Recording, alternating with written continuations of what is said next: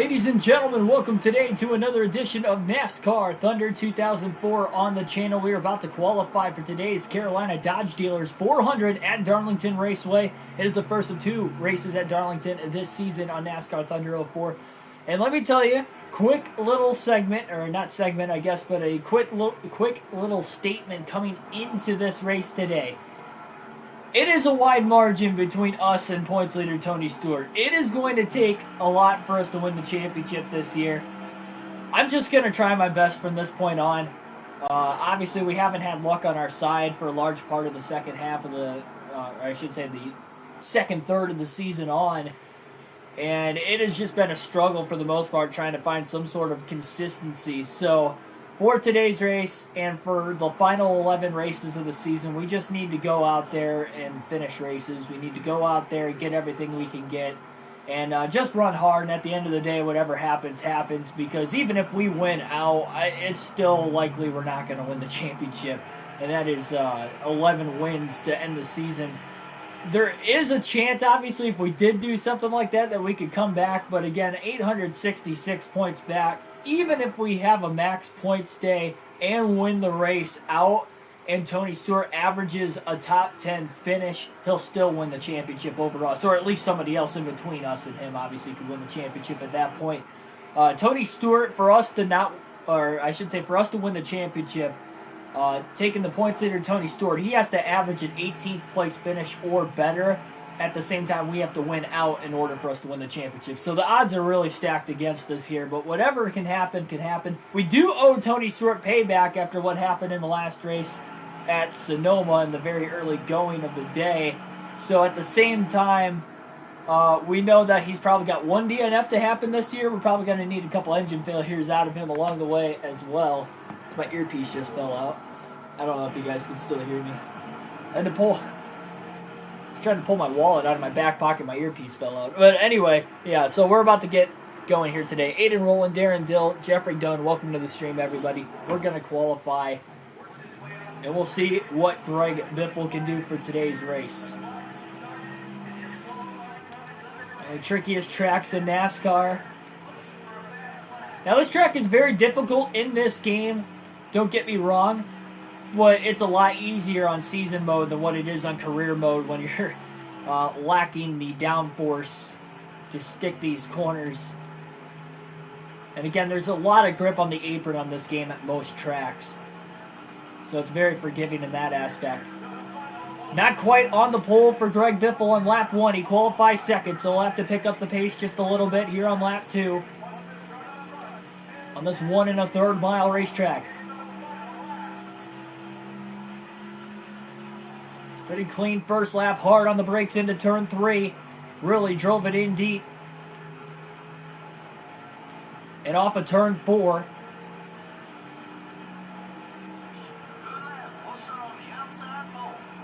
And lap 1 was just a little bit quicker than lap 2. Greg Biffle will qualify second for today's race, and sure enough, points leader Tony Stewart's on the pole. So, yeah, that just goes to show he's probably going to lead a lap right out of the gate and get bonus points. It's going to be tough to win the championship. I'm almost not worried about it. We know we have season 2 coming up, so it's not our last chance to win a championship on the channel on this game. But that puts a lot of pressure on us in year 2 to try and get it done. Yep, got the face cam for sure. It's a little blurry, I believe. It might not be blurry on your guys' screen. It's blurry on my screen tonight. Call 48, welcome to the stream as well. Darren, welcome back. And yeah, I played pretty good on the golf course today. Actually shot a 75. For not playing in a month, I surprised myself mightily. My distance was off a little bit today, but that's, again, it was going to happen. I wasn't really frustrated with leaving it short every now and then. And by the end of the round, I was hitting the ball like I never stopped playing. Can they clinch the championship today? No, we still have 11 races to go. Still 11 races to go on the season, but Tony Stewart does have over a 1-race lead over second place in points, so it's going to be tough for really anybody to catch him, but especially us. This is Joe Moore along with Barney Hall for MRN, and we're live at Darlington Raceway, the granddaddy. Well, that's good to see. All right. I think it's just blurry today, because it wasn't like that before. Every driver who comes here has one goal in mind: It might be OBS too, because I use OBS for this. Well, this is an egg-shaped I'll quit track. talking and let these guys Different do the landings talking. in the east and west turns. That makes it very tough for the drivers. But the question is, why is it egg-shaped? Well, when it was built, the landowner decided he didn't want his minnow farm disturbed, so they simply pinched in the corners of what is now turns 3 and 4 to give it the distinctive egg shape that it's now famous for. Greg Biffle finds himself in a... Oh my gosh, I forgot how many rivals we had. I thought we only had like one. Oh my gosh. Jamie McMurray is having some trouble in the points this year. And of course, nobody wants to be on the bottom of that points list. You'll have to work extra hard to pick up spots. Not an easy task to dig yourself out of a hole in this series. Kyle Petty had a very rough season in 2002. Boy, did he ever. With no top 10 finishes and an average finish of 27th, you know it's a year he'd like to forget.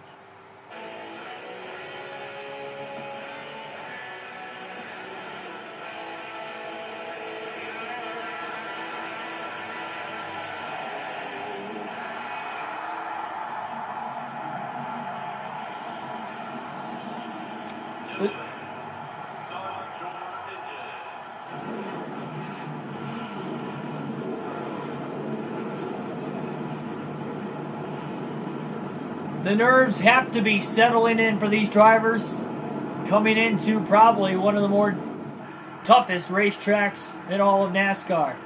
We'll take you through today's starting lineup, starting with the front row. Tony Stewart on the pole once again this season. Outside of him, most winningest driver this year, Greg Biffle. Stewart with a 227-point lead coming into today's race. Mark Martin and Kevin Harvick will start in row 2, both with one win this year. Harvick in the Daytona 500, and Martin in the second race of the year at Atlanta. In row number 3, Kenny Wallace and Michael Waltrip. Kenny Wallace has been stellar in qualifying this year, but hasn't ran so well in the race. And for Waltrip, it's almost been polar opposites, but Waltrip has the starting position he needs today. Dale Jr. and Jimmy Johnson will be in row number 4. Jr.'s won twice this season, comes into this race third in points.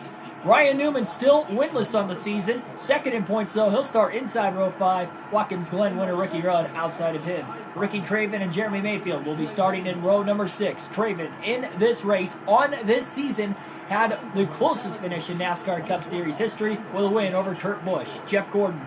Kurt Busch, as we just said and spoke of, will start in row 7. Dale Jarrett and Matt Kenseth in row number 8.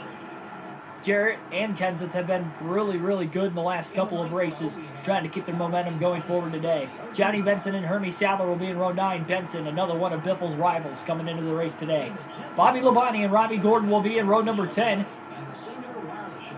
Labonte, the 2000 Cup Series champion, not out of it completely yet, but it's going to be an uphill climb from here. Ward Burton and Joe Nemechek will be in row number 11. In row number 12, we've got Ken Schrader and Kevin LePage. For LePage, one of his better starting positions so far this season. In row number 13, we've got Sterling Marlin and Jeff Burton. Burton coming off a win in the last race at Infineon Raceway on the road course. In row number 14, Jeff Green and Jerry Nadeau. For Green, he also won on a road course this season, but he also has 2 wins this year. Remember, sweeping the Daytona doubleheader. Rusty Wallace and Mike Skinner will be in row 15. Wallace still winless this season, but he has had a pretty solid year nonetheless, top 10 in the point standings. Stanton Barrett and Elliott Sadler will be in row number 16. In row 17, we've got Terry Labonte and Jamie McMurray. In row number 18, Brett Bodine and Christian Fittipaldi. In row number 19, rookie Chase Montgomery, veteran Kyle Petty outside of him. In row number 20, we've got Casey Mears and Kevin Grubb, 2 more rookies, starting towards the back of the field. In row number 21, we've got Bill Elliott and Steve Park. For Elliott, one of his worst qualifying efforts this season. And last but not least, rounding out the field all by himself, in row 22, rookie Jack Sprague. Feel welcome to the stream. Doing pretty well. We'll see how this race is going to go by. Green flag in the air. Tony Stewart leads the field to the green at Darlington. Biffle trying to shove himself to the inside. He did not want to be trapped on the outside going into turns 1 and 2. And that included a little contact there with his teammate Mark Martin. Biffle going to try in his power to make sure Stewart does not lead the most laps today as we have 293 laps at Darlington, 400 miles in this race. Stewart will lead lap 1 from the pole.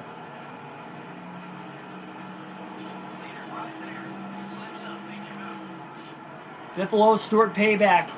And with him being the points leader, I think whenever one of these guys are around each other, they probably fear each other throughout the course of the race.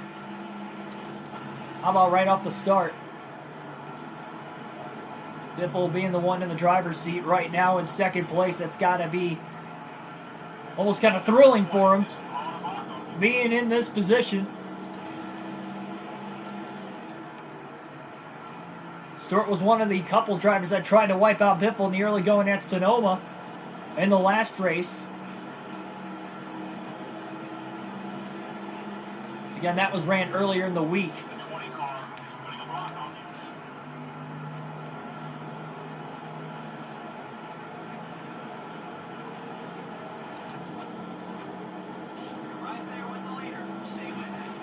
Biffle right there. It's going to be dangerous if he gets alongside of him, and that's why you might as well just take him out if he gets an opportunity at it.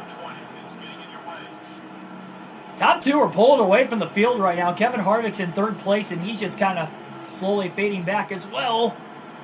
Biffle almost slid a little bit too much into turn 3. Had to lock the brakes up as Stewart really drove it in deep to try and stay ahead of Biffle.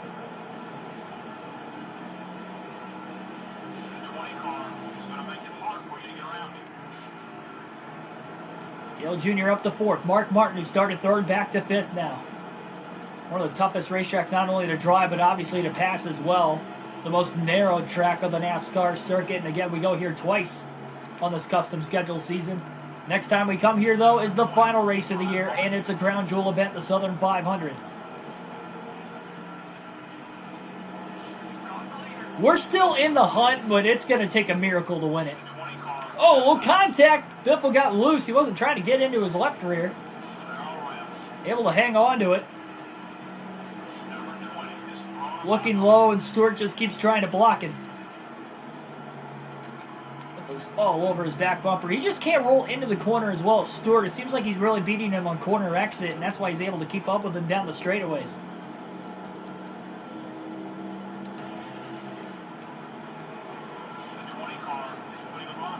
Trying to use a little bit less brakes there in turns 1 and 2. And Biffle bangs it off the wall. Around he goes. Huge hit to the back of Harvick. Dale Jr.'s involved. Biffle got the wall off of turn 2. He might have diamonded the corner off just a little bit too much and kind of nosed it into the wall off of turn 2. They raced back to the caution flag. He was able to back the car off the track before a major contact there, as you saw between Dale Jr. and Kevin Harvick.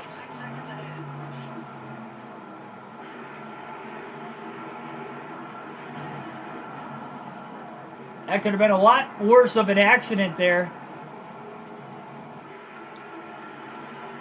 And already a very interesting start coming into today's race. Biffle staying out of the pits. We're likely going to get a debris caution. His hood is severely damaged, but he desperately does not want to give up that track position.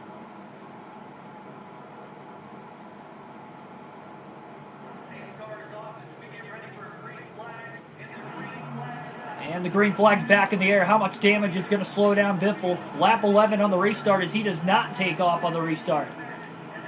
He's already lost a little bit of track position. There isn't a ton of damage, although that hood is damaged. Again, looking at the indicator of the race car, it's not in the red at all. I'm very lucky he was able to back the car down the racetrack and out of the way, but now Harvick's upset with him even though... Oh, look, there was some major contact there. Dale Jr. and Jimmy Johnson got together off of turn 4. And now we have caution. Debris on the racetrack. I'm not sure if Biffle's hood came off there or not. Trying to get around Dale Jr. now as they race back to the caution flag again. It's our second yellow of the race. Really trying to work around Dale Jr. Jr. not letting him go. Biffle all the way to the inside. Now there goes his hood. That might have been debris off Harvick's car that caused the caution. Biffle's hood comes out under the yellow. And yes, indeed, Harvick will shed debris for the yellow. And again, Biffle's hood came off immediately after. Not expect there to be a debris caution on Harvick. I was expecting it to be on Biffle.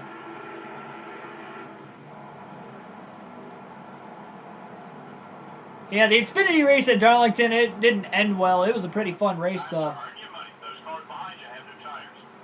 So it looks like the field comes to pit. Biffle keeps the track position. He'll restart from the lead. Now, he doesn't have that old of tires, maybe 10 laps. Again, we've ran about 6 under green flag conditions, so about 10 lap fresher tires behind him now. And Tony Stewart is already trying to wreck him. That's going to give Biffle 5 bonus points just for leading a lap there under caution. See if he can lead under green now, but Stewart is all over his back bumper and really wants to get around him, and he may try to wreck him for it.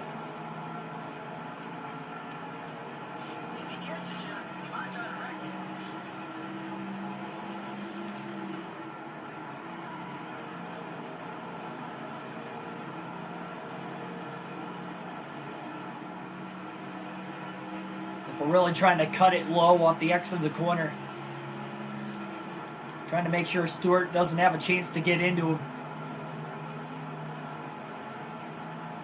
That track position is going to be key. On a track that is so difficult to pass. Especially without making contact. Now he doesn't have a hood, so aerodynamically, his car can't be that dependent in that aspect of things, but he's got the track position. That's something he had, and that's why he was able to lead a lot of laps at Infineon in the last race, was getting that track position. After not starting on the pole, again, you saw Stewart was able to lead just over 10 laps to start the race. It looks like Greg Biffle and Tony Stewart are the class of the field here today. Yes, Stewart is my rival. We actually have about 4 or 5 of them, unfortunately. Biffle left a little bit of the bottom open. Stewart closes the gap. Can't get around it.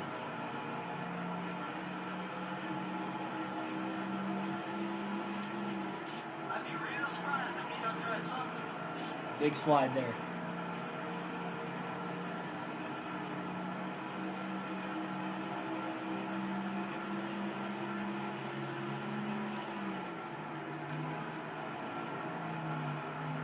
Little tight. Biffle washed up the track in the center of the corner. It actually started to turn finally.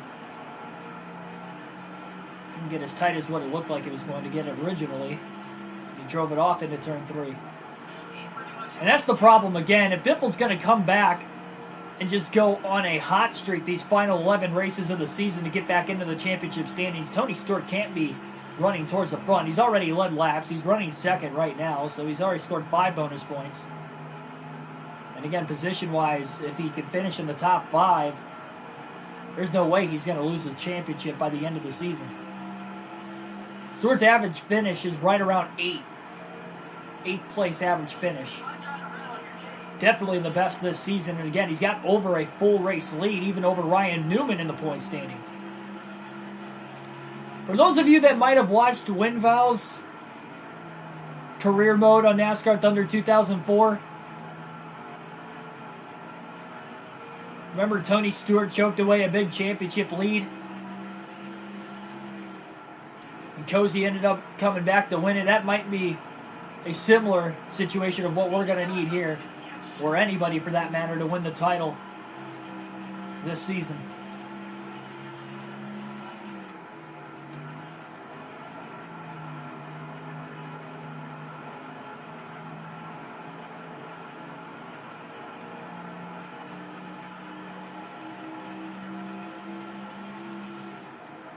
Nope, no playoffs. Straight up season-long championship, no chase. The most consistent driver from the Daytona 500 to the Southern 500 on this season will win the title. Harvick's starting to slowly reel in Tony Stewart and Greg Biffle once again.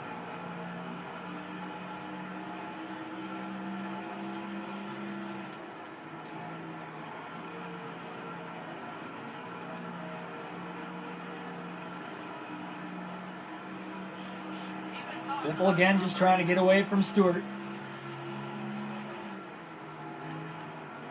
Slowly gapped him that last lap. Biffle's just hitting his marks now that he's got the clean air out in front of the field. This car's handling 10 times better.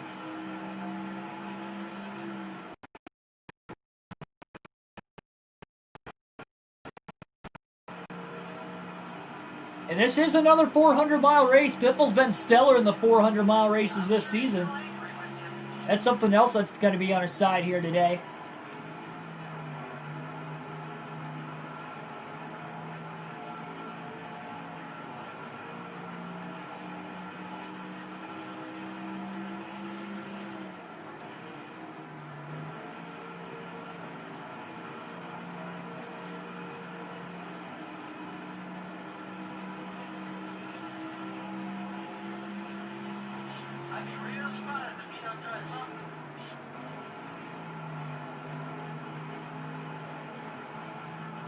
Yeah, we are racing at Darlington again tomorrow, but it will be on NASCAR Heat 5. So we'll go Cup Series racing, first race of the playoffs in the Southern 500 tomorrow on the channel, and then we'll go back to NASCAR Thunder 04 Sunday. Start time for tomorrow's race is going to be a little bit earlier of a one. It's the only time I can get a stream in tomorrow, so early afternoon, late morning, 11 a.m. Eastern Standard Time will be the start time for that one. But a 500-miler, so we'll probably be on and we'll be live until about 2 o'clock tomorrow. So anytime you get the chance to tune in, make sure you do so. Should be a fun race. This one should be pretty fun as well here today as Biffle's slowly starting to pull away from Stewart.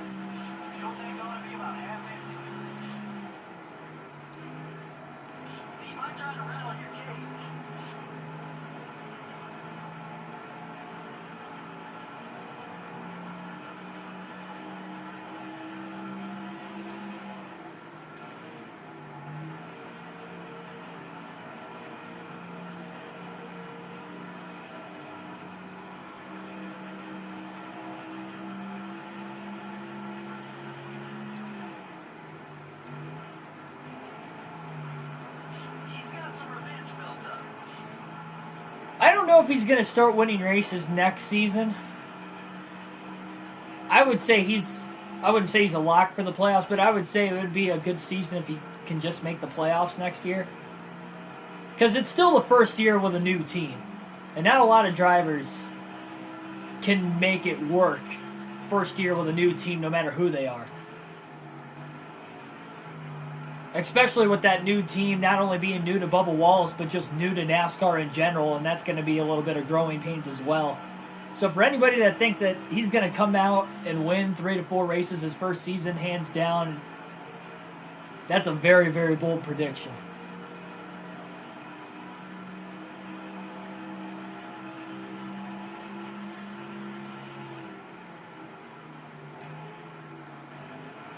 But if he can make the playoffs in general, even if it's on points, that's a win next year for him and that team for their first year in the Cup Series.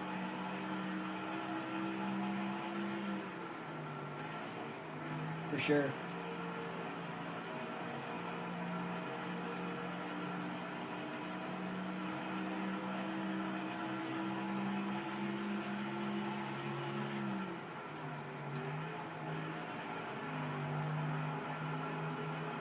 Billy Kramer, welcome to the stream.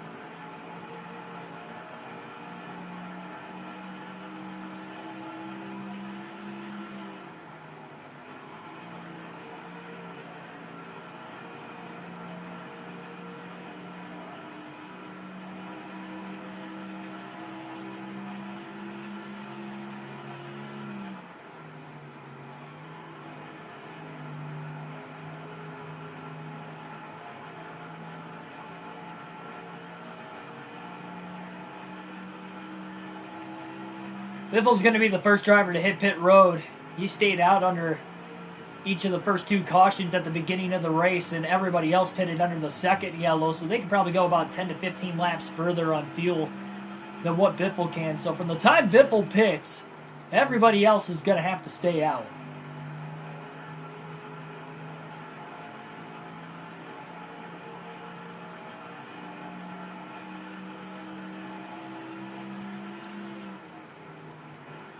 And with that, obviously, Biffle's going to have to hope that we stay caution-free. So there is definitely a big risk in pitting early, but that is the strategy he is on with not pitting so far here today. Another part is that this is one of the more difficult tracks to get onto pit road. Biffle slid quite a bit off of turn 4. He really had to get out of the gas. 1.8 second lead.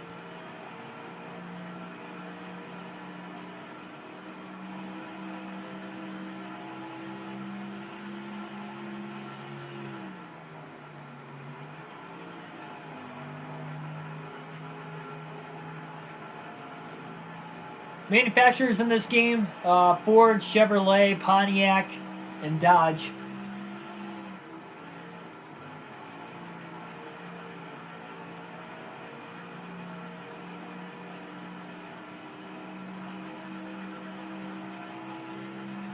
I think Dodge has the Charger, Ford's got the Taurus, and Chevy, I think, has... Is it the Impala? Or is the Impala... No. I don't think it's the Impala yet. 2003. Anybody in the chat wants to correct me on that one. I don't think it was Camaro. But I think Impala was after.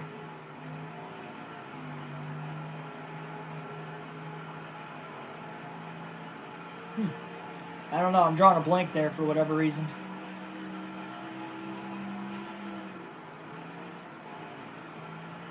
So far, so good today, Darren.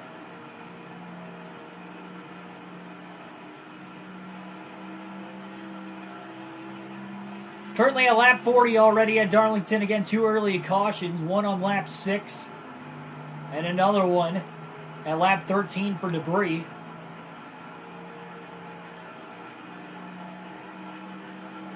That was flown off of Kevin Harvick's race car. Harvick's still in the top 3. Biffle's hood also blew off under that caution as well. And he's leading, so... There we go. Dale Jr. also sustained damage in that accident, and he's in the top 5 too, but no debris had flown off of his race car. I think he got the least amount of damage out of the 3, and I think Harvick probably had the most.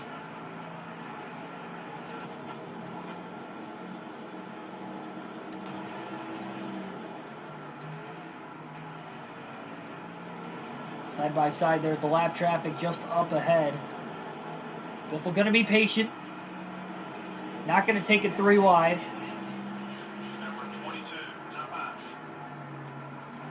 Backing way out of the gas early. And again, not trying to push the race car too much. He did not want to go 3 wide. He's going to have a little space once he gets around Jack Sprague. Already past Stanton Barrett and Kevin Grubb. Luckily, none of the lap cars at the back of the field are rivals with them anymore. Makes that a little bit easier. Take it easy on those tires.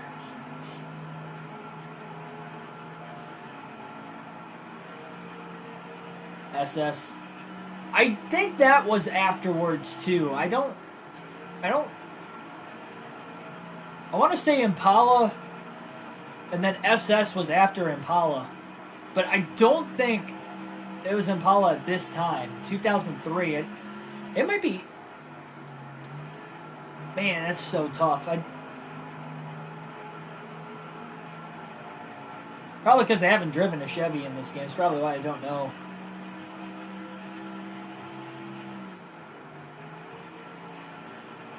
Monte Carlo. Yeah, there we go. Mispronounced your name there. Mr. You Bastard, welcome to the stream. And yes, Monte Carlo, I believe, is correct. Now that you mentioned it.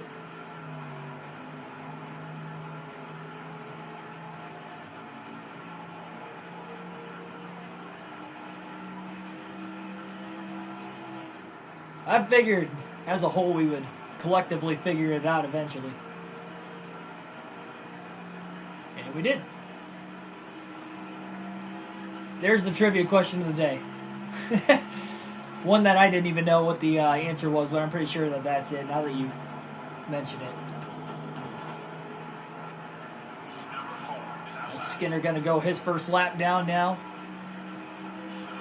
4.7 second lead at the line for Biffle over Tony Stewart now. So Bobby Labonte has driven himself into the top 5. I believe Matt Kenseth is up there as well. As they continue to charge forward here in the field.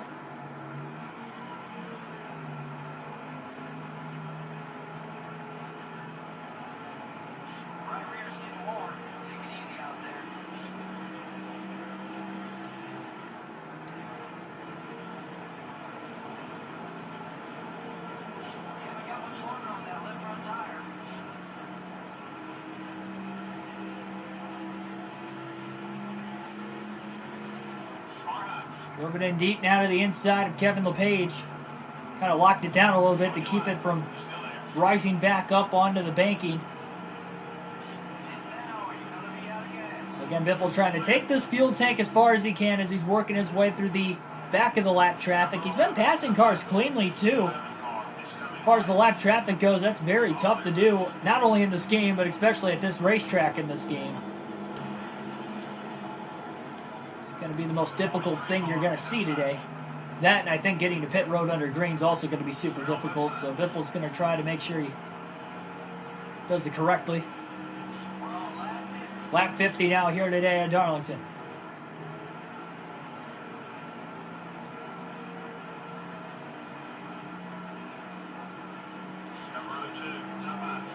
Working underneath another ally there of Hermie Sadler.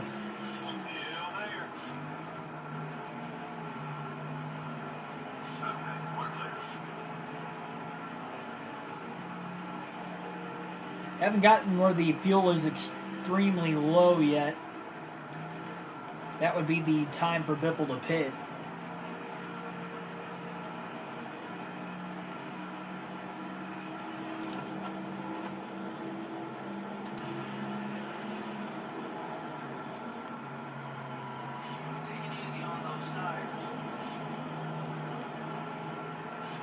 Oh, he went 3 wide there.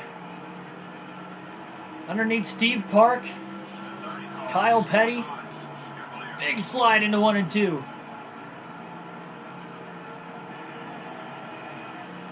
Just over a gallon of gas left. He can make it another lap.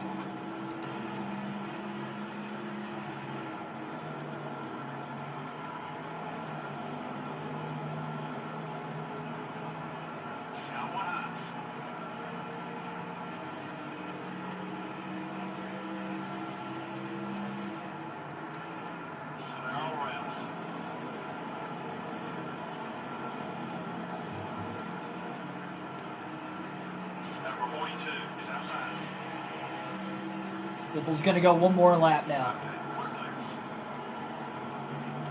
Tires are getting really, really old at this point in the run as well. And again, he'll be the first driver to hit pit road under green today. Pitting this coming lap. Again, everybody else pitted under that second caution. Biffle did not. So they'll be able to go 10 to 15 laps further. Oh, there's a bounce off of Kenny Wallace. Continues to go backwards here today, and Biffle's coming to pit road now. He couldn't keep it off of him. Big slide. Has to try to get it to pit road. 70 miles an hour is the pit road speed limit, and gets there in time. 4 fresh tires, full tank of fuel coming.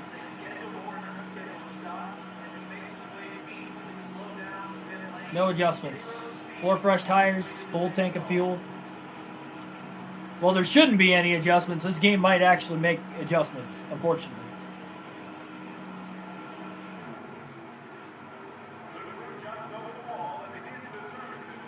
Yeah, they're making adjustments. I don't understand why they do that on this game.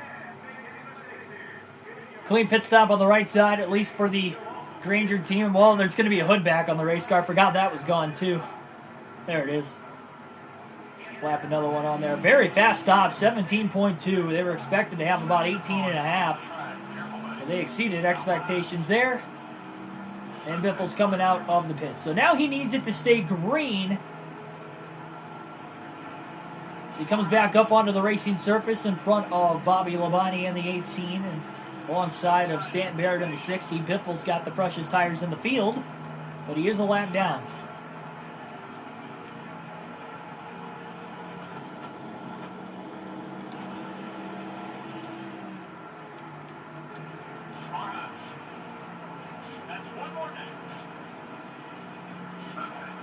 The lap cars are going to be for position now this time around as he tries to pass them until everybody comes to pit road. People seem to forget how fast this racetrack is with this package and with these cars. Gen 4 era. We hit nearly 190 miles an hour going into turn 3. At this narrow of a racetrack, that is treacherous.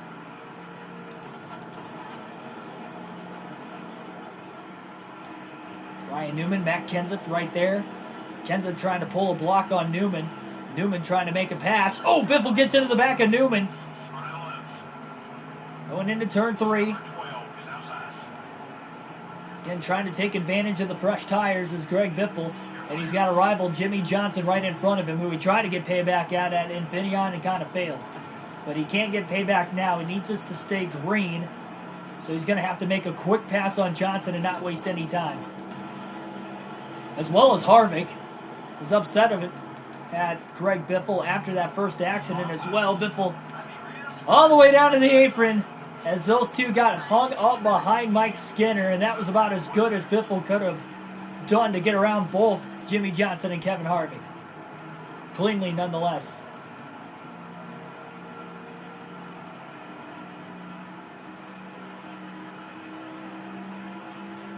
He's quickly catching Tony Stewart. Stewart's caught behind another lap car himself, currently off of turn 4.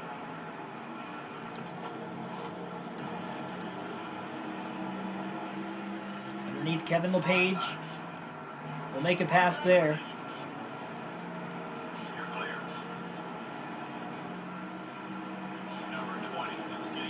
Biffle's got a pretty big run down the back.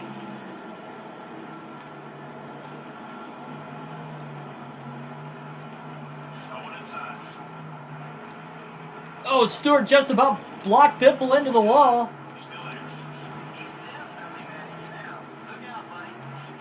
That did not work at all. Pretty significant contact between the 20 and the 16 there. They are super upset with one another. Biffle's trying to retaliate. Stewart just about put him in the wall off of turn 4 when Biffle got to his outside. Really pinched him. But again, Biffle to the outside through 3 and 4. And caution! And Biffle beats Stewart back to the line. He'll stay on the lead lap. Stewart goes around. There's the payback on the points leader.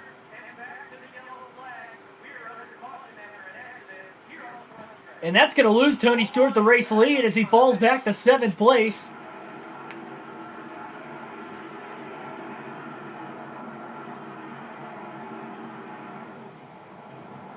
Oh, there we go. Caution's out again. Biffle's going to stay out. Nobody else came to pit road.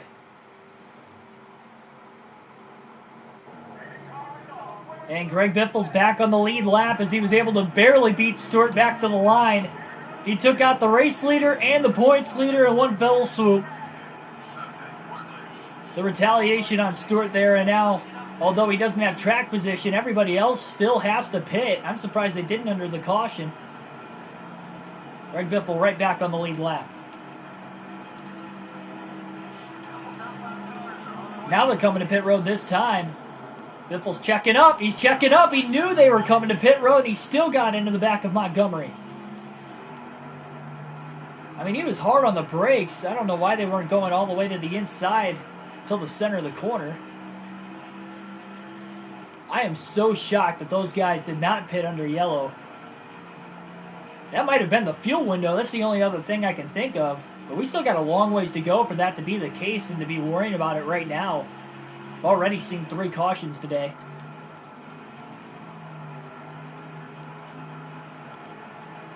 Biffle's only got about 5 to 10 lap older tires as well.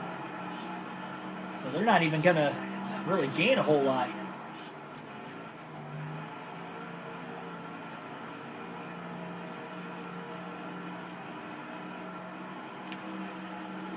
For sure, that and I'm just trying to get payback on guys that we needed to get payback on. That's the main reason. I still got Jimmy Johnson's number yet, too. Next time we see him. I tried to wipe him out at Sonoma, and it didn't work properly. And anybody else that's going to get in our way of the championship. So just throwing that out there.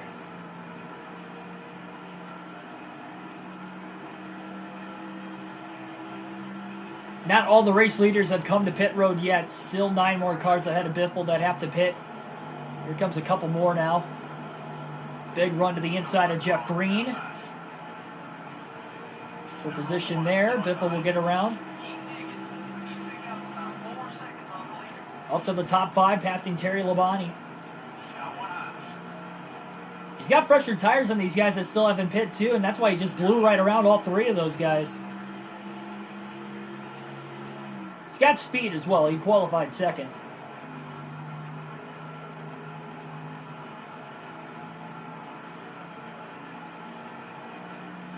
We're going to alternate to the different camera angles for the first time in the race here tonight.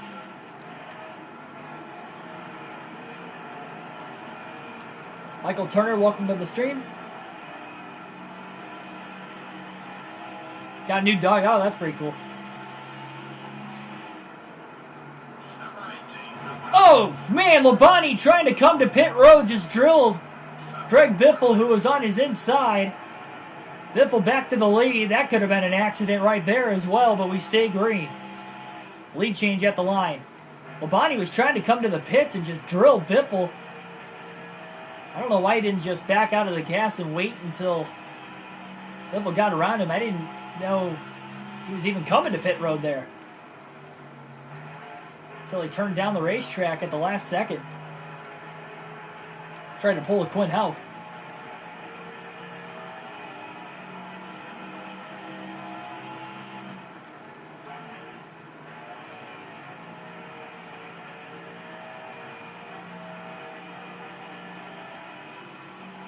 Pretty wide open space right now for Biffle too. He's got to be loving it. He's got a full lap lead on this field right now too, with them pitting under green after the caution. And boy, if we get another caution now, that is going to be incredible for Greg Biffle and his chances of winning this race.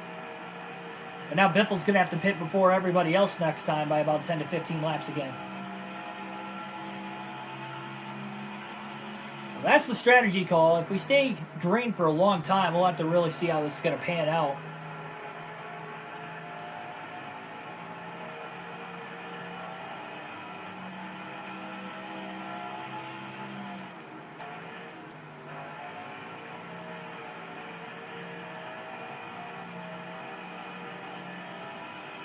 Yeah, exactly. Even on the season mode, you can build rivals on the EA games. They only have a rival system on the career mode on NASCAR Heat. It's not that accurate either. I think it was more accurate on Heat 2 than what you would see now. With like Heat 4 and Heat 5. So I've not really made a rival on either one of those 2 games on the career mode.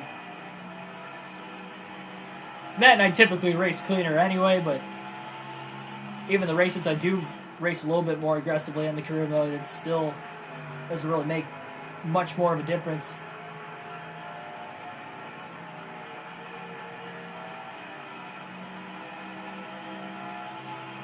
Stewart is back to 3rd after restarting in 7th.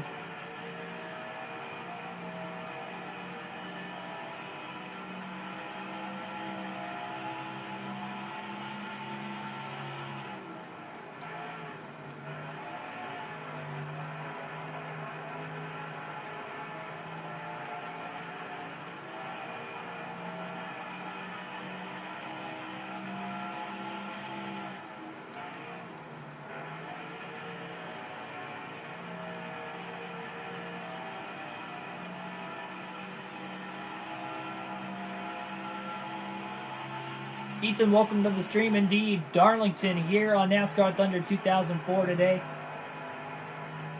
The Carolina Dodge Dealers 400.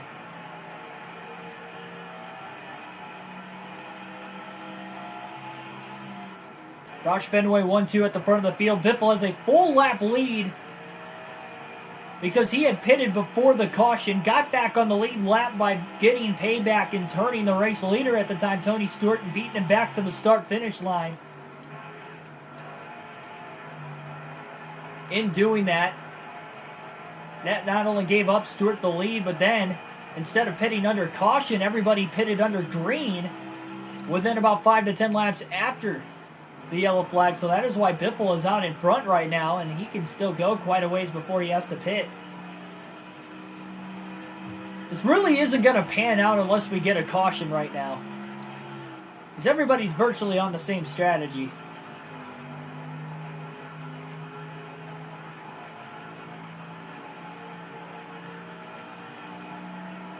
But if we were to get a caution before Biffle has to pit next, that would be huge.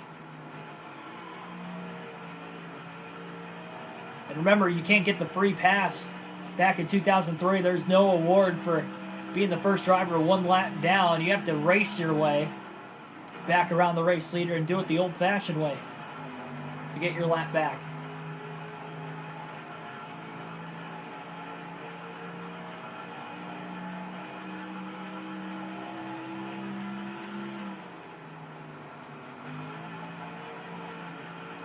He's about to catch a couple lap cars, and then we'll have another big space before he even catches anybody else again.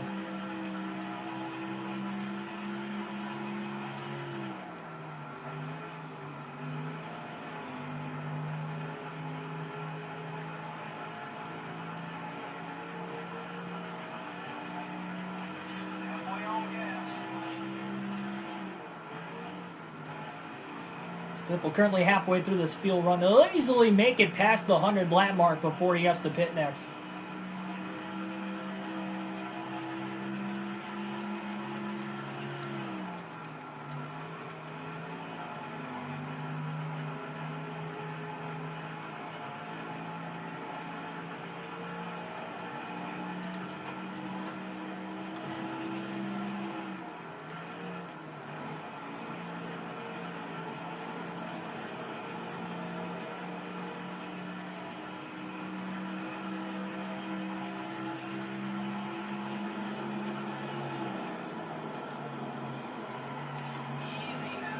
Major slide.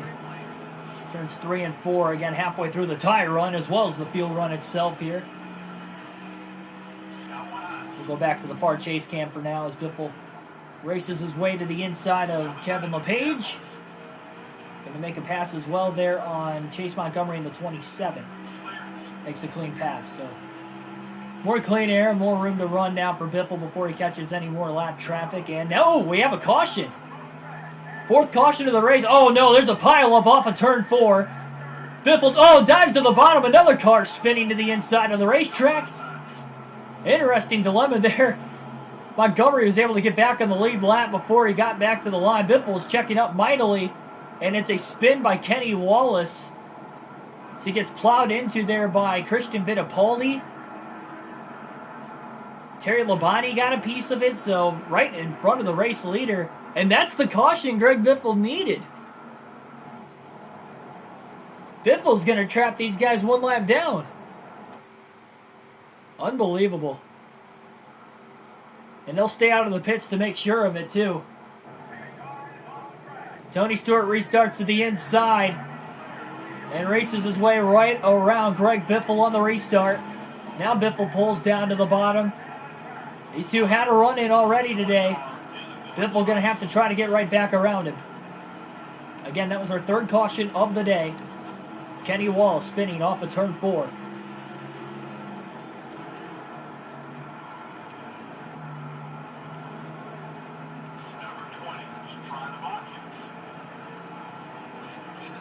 Biffle's really able to cut low in turns 3 and 4.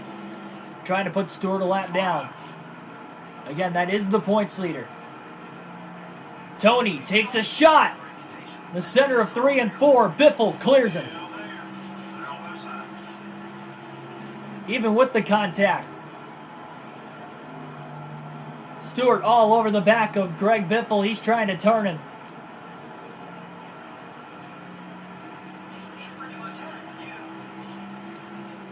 Sterling Marlin up to third now. And how about Jeff Burton up to fourth? Looking for back-to-back top fives. Again, coming off a win at Infineon.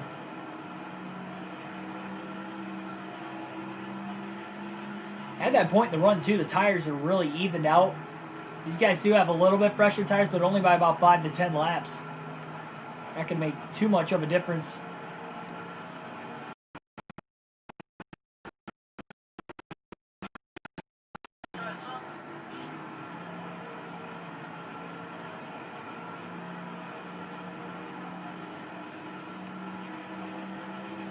And more clean air now in front of Biffle.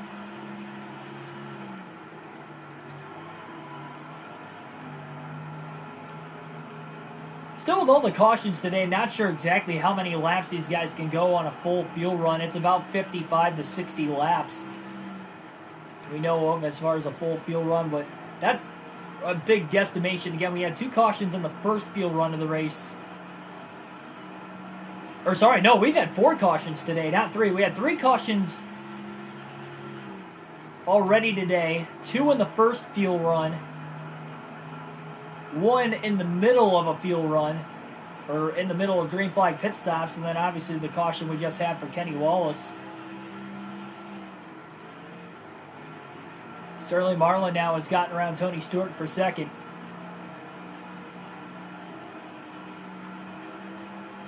Just to let you guys know what the deficit is for Biffle, 866 points back from Tony Stewart with 11 races to go. Again, it is nearly impossible to come back. But just trying to have a strong finish to the season so we can come out of the gate swinging on Season 2. And don't forget, Season 2, you guys get to pick what driver I am going to race as. Your favorite driver from 2003. You guys will get to vote before the start of next season. And the voting will be held as soon as the live stream starts for the Butts Shootout on Season 2.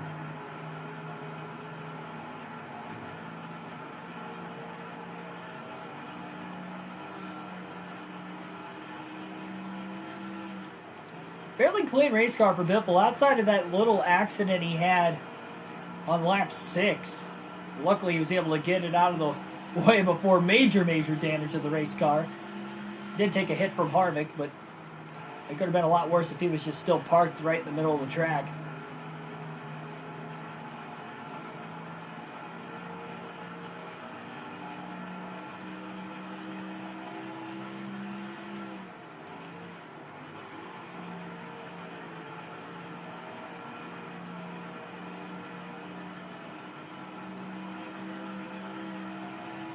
Careful, you get low on fuel. Biffle will likely give up the lead. It'll be interesting to see where everything cycles through once he pits. Again, he's 1 lap ahead now, but he'll have to pit before everybody else. That was just a big-time caution when Kenny Wallace spun. It couldn't have been any better for Biffle.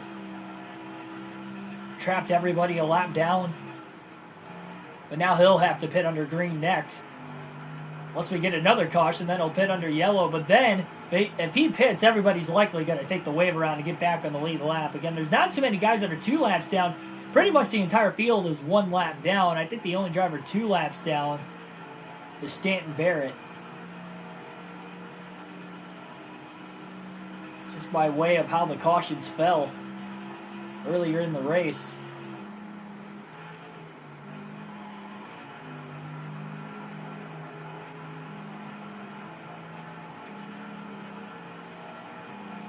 Lap 100 at the line.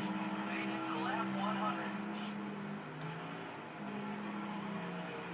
100. Biffle trying to keep that consistent momentum of good runs in 400-mile races this season.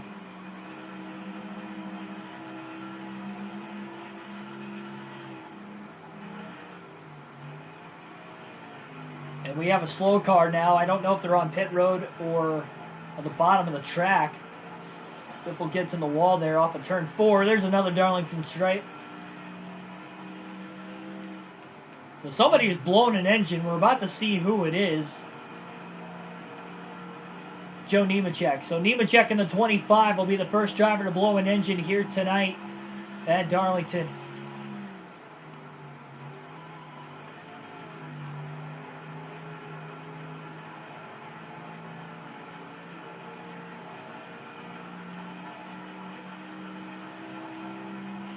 Stewart now back to 5th. That damage has to be weighing him down at least a little bit.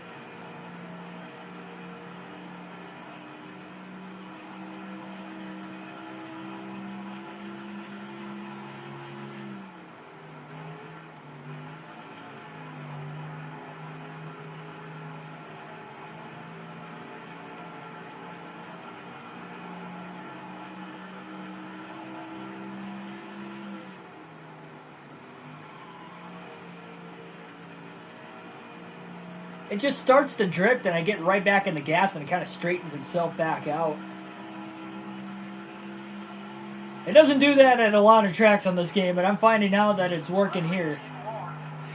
The setup we've got, so keep doing what I'm doing, and Greg Biffle should go to victory lane here today. Jeff Burton up to 3rd, gets around Kevin Harvick.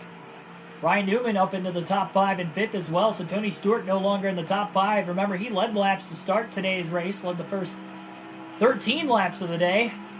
Qualified on the pole. Now, when Biffle hits pit road, that is obviously, again, going to give the lead up to likely Sterling Marlin, who is in 2nd place, so Marlin will get bonus points for leading the lap.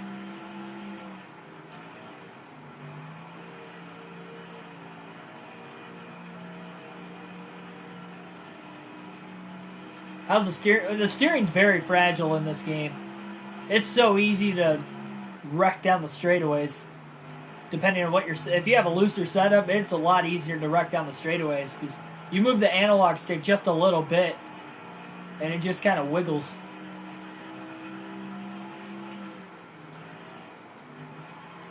Now Harvick back to 5th, and Ryan Newman is charging through the field into the top 4.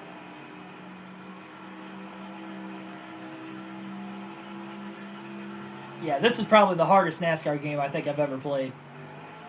It's just so difficult. Between the rivals itself, just trying to steer the car, trying to figure out the tracks on this game with how to get the car to turn where you want it to cut off. And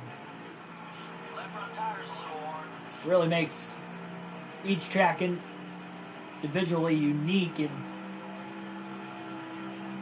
not a lot of NASCAR games are able to do that.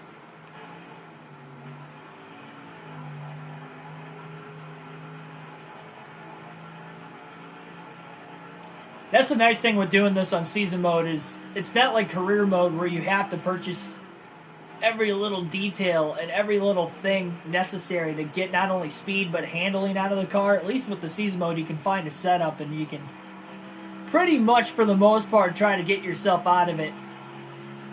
You have unlimited time to practice it. You're really able to get the practice you need to make sure your setup is right, or at least near right.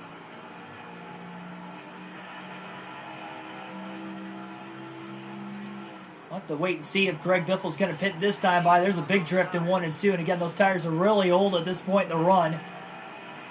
And Greg Biffle's going to be coming to pit road this time to make his 2nd green flag pit stop of the day. 70 miles an hour is a pit road speed limit. Try not to spin the car out. And he'll nurse it on the pit road right there. 4 fresh tires and a full tank of fuel coming up for Greg Biffle. Going to repair any damage he's got on the race car. He's got a couple Darlington stripes on the right side.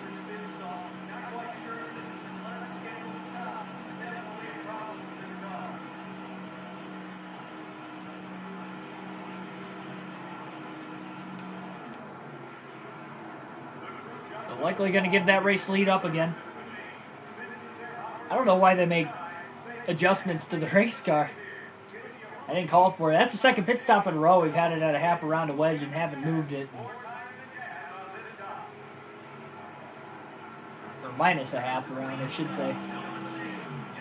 No mistakes. Another quick stop, though, for the 16 team of Greg Biffle. Again, he has lost the lead. Sterling Marlin is now out in front, but he's got fresher tires as he blends himself back into traffic once he gets off of turn 2. And nobody around him cleared traffic in between Ricky Craven and Jerry Nadeau in 16th. So it's kind of where he's at currently on speed in general. Now everybody is pitted twice in this race.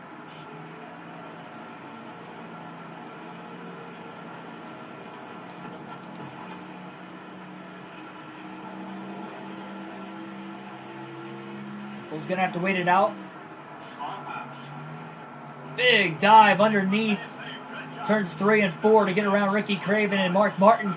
And again, the key is Biffle's got fresher tires. He's able to make these passes even on these faster cars inside the top 15.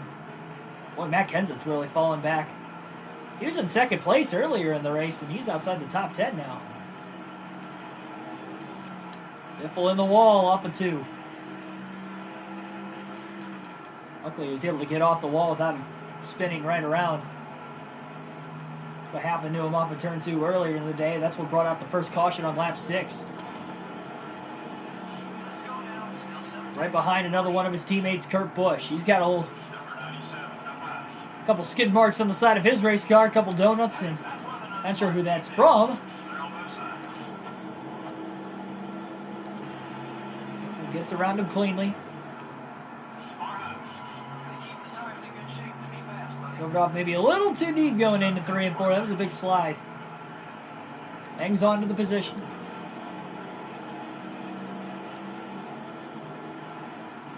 Try not to overrun the corner, too, right in the back of these guys, which is so easy to do.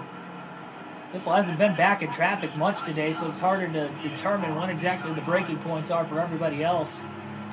Seems like it's a little earlier into turns 3 and 4. He's able to drive in a lot deeper and back into the top 10 now.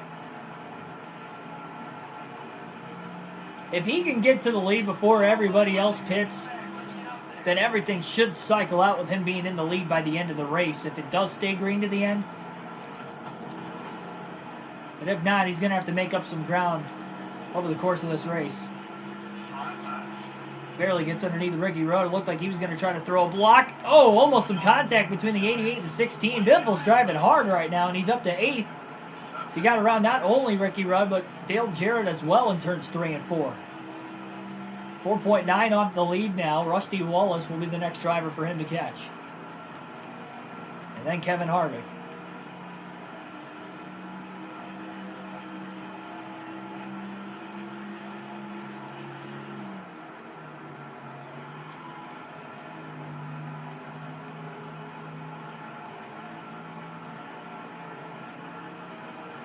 Wallace is a rival. Harvick is a rival. Biffle's going to try to pass him clean. Or about as cleanly as he can. They're likely going to take a swing at him. The only driver Biffle needs to get payback on is Jimmy Johnson at this point. They've had run-ins for weeks with one another. Biffle off of turn 4 to the inside of Rusty Wallace, all the way down low. He's trying to make sure Rusty doesn't take a swing at him. Biffle drives it in flat and deep into turns 1 and 2 to make sure he clears Wallace, and he does. Now to the inside of Harvick. Off of turn 2, really threw it off in there. Big slide job, and he got around both of his rivals really cleanly. And now deep dive into 3 to get around Bobby Labonte. Here comes Tony Stewart. Biffle looking low. He's already retaliated on Stewart today. Biffle drove it in a little too flat into 1 and 2, and Stewart hangs on. He's trying to get around Ryan Newman for position as well. Might not end well. There's a little contact. Biffle slides back up the track into 3 ahead of Stewart after Stewart took a shot at Biffle. Contact off of turn 4 now with Ryan Newman, and Newman is trying to block Biffle.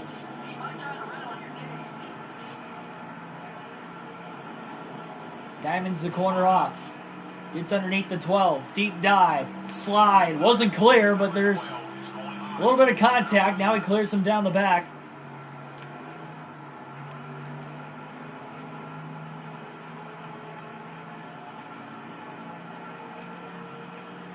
Straightaway speed's definitely there. We're really good on the exit of the corner. Driving it in tends to be where they beat us when they're ahead of us, but we have fresher tires right now. We're able to make it work. It's time to get around these guys.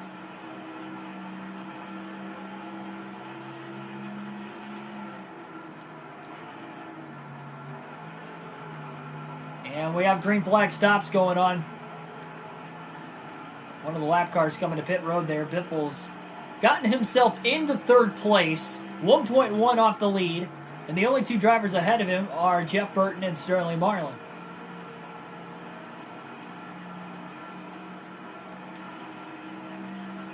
Marlin out in front. Looks like Jeff Burton's likely going to pit this time, if I had to imagine. It looks like he is, yes. So Biffle's still got a little bit more ground to gain, and these guys are going to start gaining on him now with their fresh tires.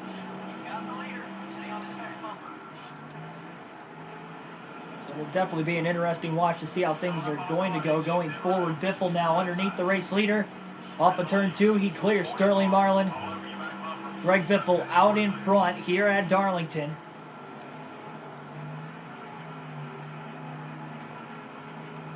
Lead change at the start-finish line this time.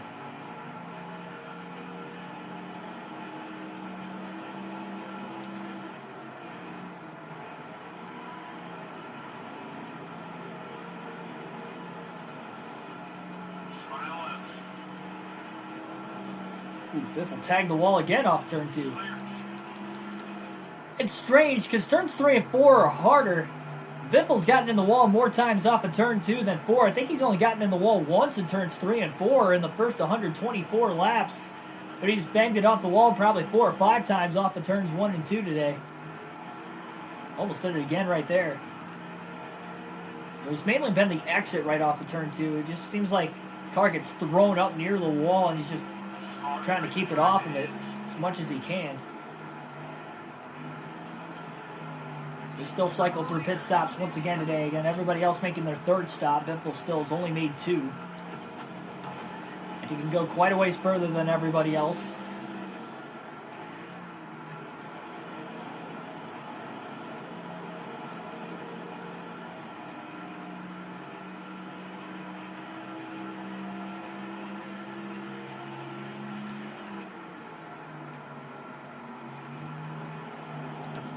Casey Mears already came off of pit road, so Biffle knows it's clear for him to pass Casey if he gets an opportunity, knowing Casey doesn't have to hit pit road. Biffle doesn't want to run into an issue like he did with Labonte a little earlier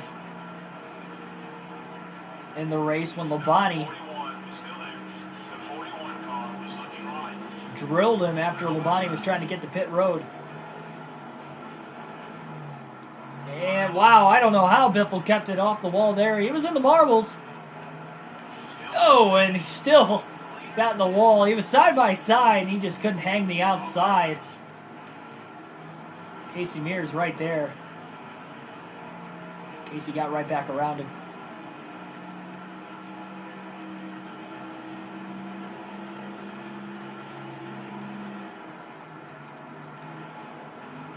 There is driving aids in this game, yeah.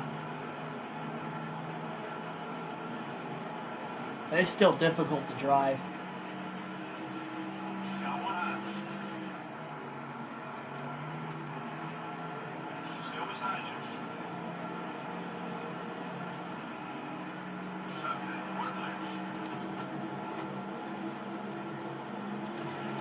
Now Biffle's going to have to get around Casey Mears again.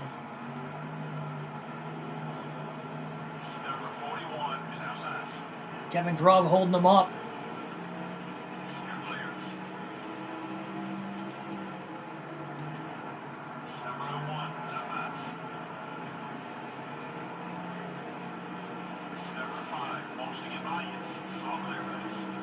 Zipping right around those guys.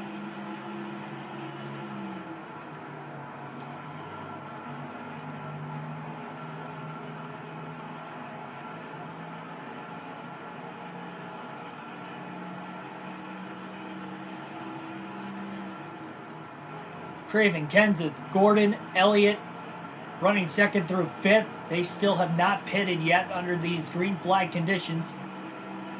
4 cautions so far in the first 131 laps of today's race at Darlington. 3 for accident and 1 for debris.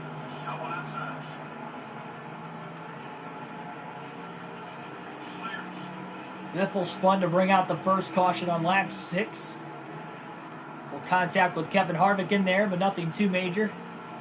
Then the second caution was for debris off of Kevin Harvick's car from the accident on the opening laps, which again happened on lap 6, was the first yellow.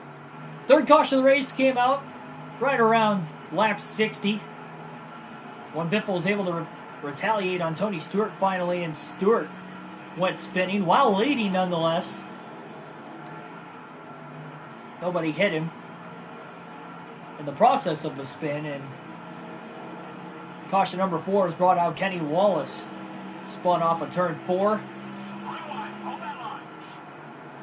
Not too far ahead of the race leader, Greg Biffle, at the time. Wallace got impacted by both Christian Fittipaldi and Terry Labonte. Almost a little contact there off of 4 that time between Jeff Green, who tried to make a pass on the outside of Hermie Sadler, was able to do it. Sadler tried to give him a little bit of layaway.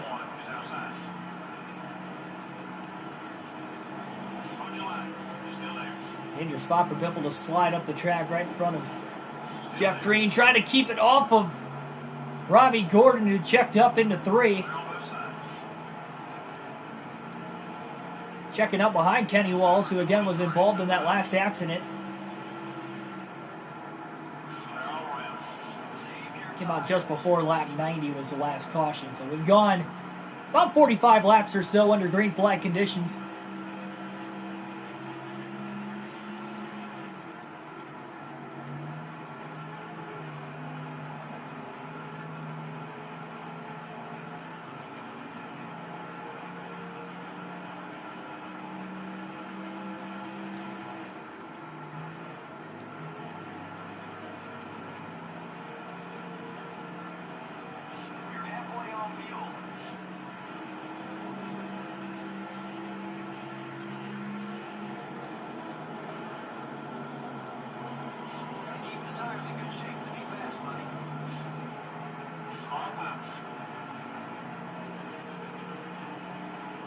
And Biffle's really able to find the most grip from center of the corner off. Just a little loose on entry. Sometimes it slides up the track, sometimes it slides down. That's a little risky. 3 wide at Darlington. And it oh! McMurray clipped Kyle Petty. Biffle barely cleared both of them. McMurray, I think, tried to clear Petty at the same time Biffle was clearing McMurray, and Jamie just washed right into the 45, and he almost spun right around. We stay green. Biffle escaped with no contact, but that is the dangers of going 3 wide at Darlington.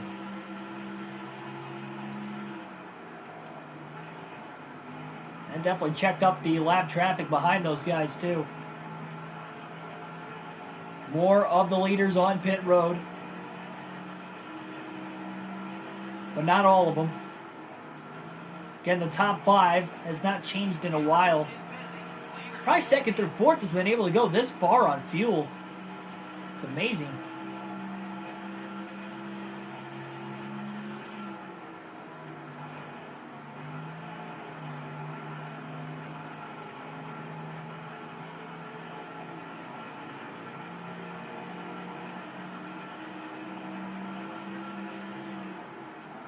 Kenseth, Johnson, Waltrip all on the track now. Gordon on pit road.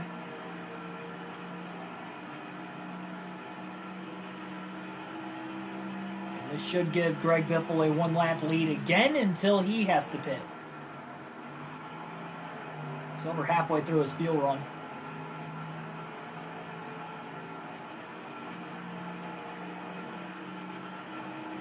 I had to imagine he'd be pitting anywhere between lap 155 and 160. So in about 15 to 20 laps. There's Craven just coming out of the pits. He tried to stay out as long as he could. So still more of the top 3 coming to pit road. I believe that's Michael Waltrip who just came down. Jimmy Johnson, Matt Kenseth still on the racetrack. Kenseth was in second place earlier.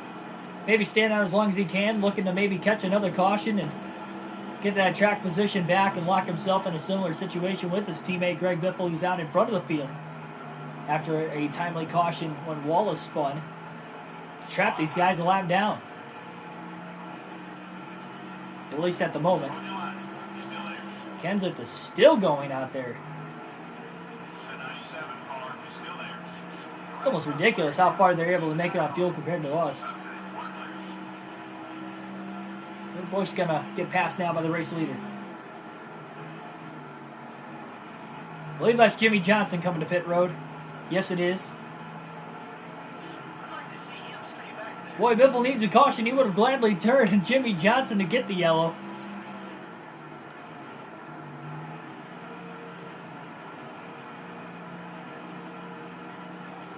Just the one driver Biffle still needs to get payback on at some point. Biffle trying to get around Fittipaldi. That was an awkward angle. He had to run the outside through 3 and 4. He actually got it to stick pretty well. Now crossing Fittipaldi over, and he'll get to his inside as Christian was just coming off of pit lane. And Biffle gets around him. Pretty heavy lap traffic coming up here. Biffle's got about 4 or 5 car lengths before Kevin LePage, and there's about 6 or 7 cars bunched together. Actually, it looks more like 9 or 10. I miscounted there. It's hard to tell with the bad graphics, but needless to say, Biffle's caught heavy lap traffic. Jeff Burton has cycled himself into second. Remember, Marlin was in second before green flag pit stops even started. Biffle all the way to the inside, 3 wide. It's going to get dicey into turn 3. Trying to get the car to stick. Really slid it in there. Junior got trapped behind a lot of the slower cars. Stanton Barrett and Kevin Grubb there. Oh, contact further up ahead now. I believe a car bounced off the wall. I think that was Ricky Rudd that bounced off the wall and bounced right into Harvick, who was on his inside. Harvick and Stewart, rivals there with Greg Biffle. Harvick not upset enough to take a swing at Biffle. Tony Stewart, though, on the other hand, likely will be.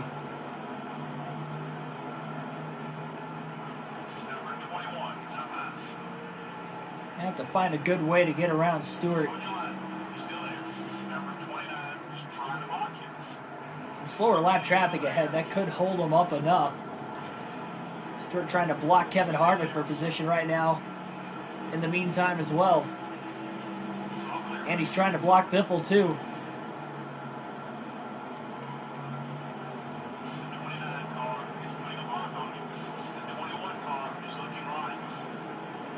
About as heavy as the lap traffic's been all day for Biffle.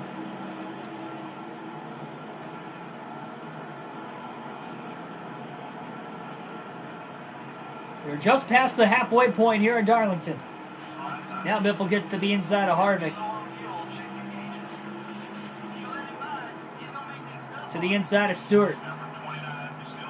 Wow, Stewart never even took a shot at him.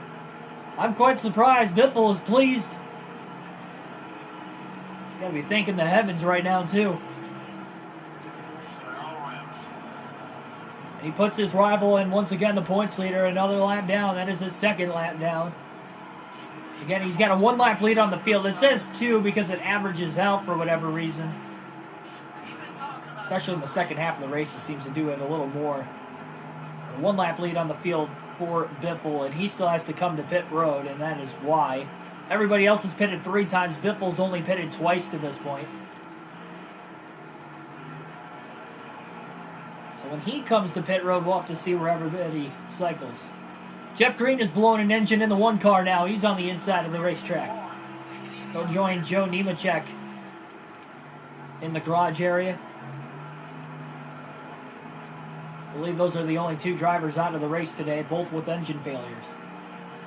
And nobody from the first 4 cautions today wrecked out completely of this race.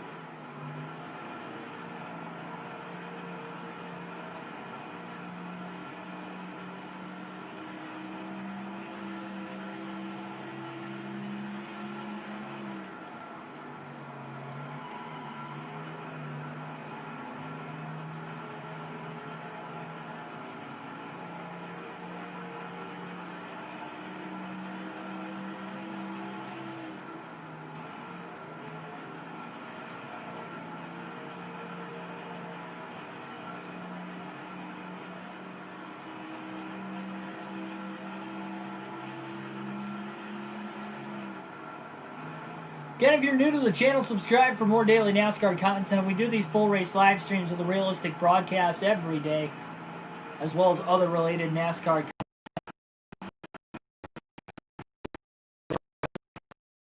video game live streams, because I'm starting, or have started, I should say, this YouTube channel to help jumpstart the broadcasting career. So hopefully I can live my dream of one day becoming a broadcaster slash commentator in the real sense of NASCAR.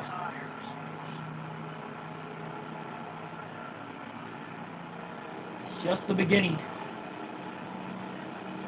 A long journey.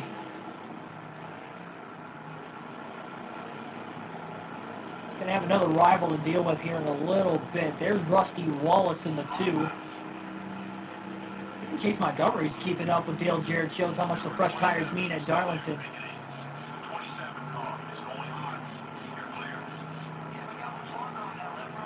Tires are getting pretty worn out on Greg Biffle's car right now, as he sits right behind Rusty Wallace. We're going to have to see how he's going to make a pass on him. There's no lap traffic around him. Tried to dive to the bottom, and Wallace just door checks Biffle off of turn 2. I think that actually shot Wallace into the wall. That wasn't a wise decision. Just not a good spot to hit him in general. Still in the yellow, but Biffle's car looks all right. He'll be coming to pit road really soon, so he'll repair more damage in the pit area. Got in the back of Mike Skinner off of turn 2 as well. Skinner kind of jumped down the track. Biffle stays to Skinner's inside.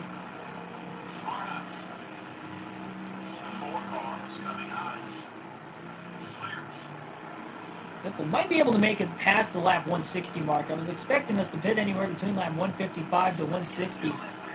Biffle can make it to this next stop without another caution coming out. That would mean that this is going to be the first time we have actually been able to go a full fuel run without a caution.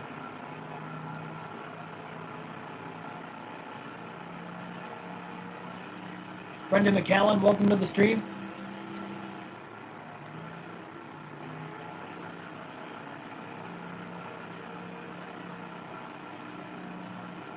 Indeed. Never stop achieving. Oh, wow, there's a hit off the wall, off of turn 2, and now there's some pretty significant damage with the right front on Greg Biffle's Ford Taurus.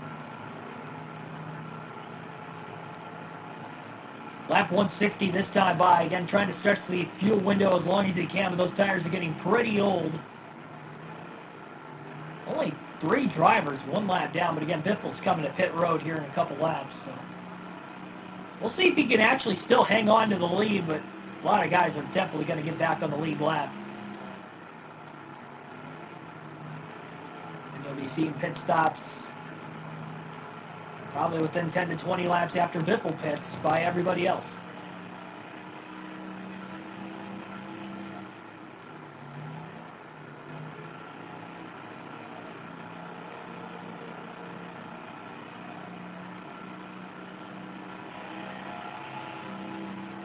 Greg Biffle will be coming to pit road this time.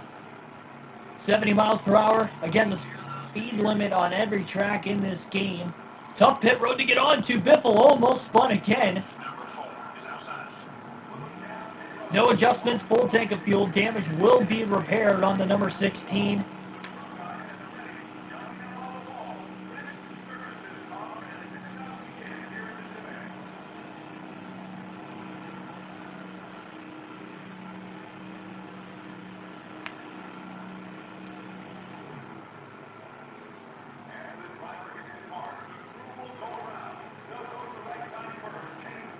Another adjustment.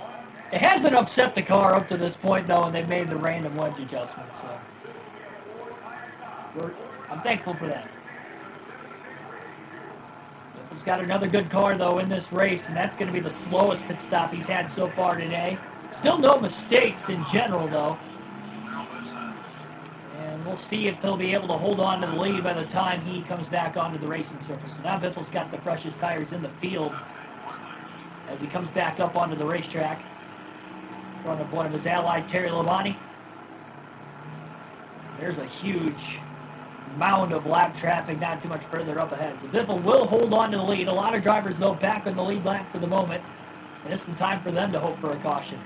8.3 seconds ahead is Biffle ahead of Jeff Burton, his teammate in the 99. So Roush Fenway 1-2 at the front of the field. And Burton trying to go for back-to-back victories. We know he is very good at Darlington. He's got a couple wins here in his career. Both in that 99 car as well for Roush Fenway Racing. 2x2 with the lap traffic up ahead. Oh, a little checkup. Now these guys off of turn 4.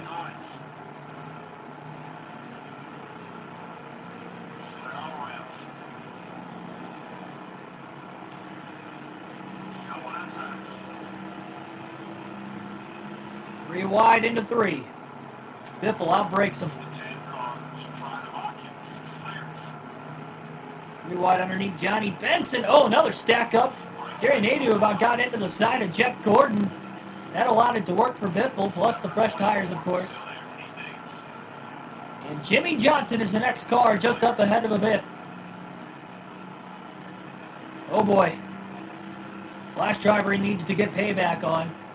Almost did it at Infineon if it wasn't for him running out of fuel halfway. And unfortunately, that ended Biffle's day. The DNF, although it wasn't an accident, it was likely a game glitch as well. For us running out of fuel under caution of all things, that shouldn't have happened. Or at least I don't think it should have happened. It was a very weird situation to say the least.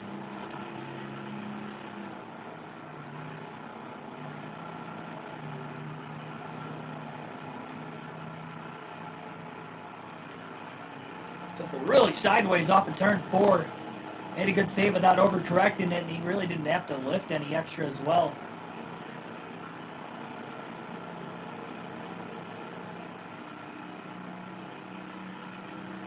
Wow, he really cut it off turn 2. He's driving hard right now to catch Jimmy.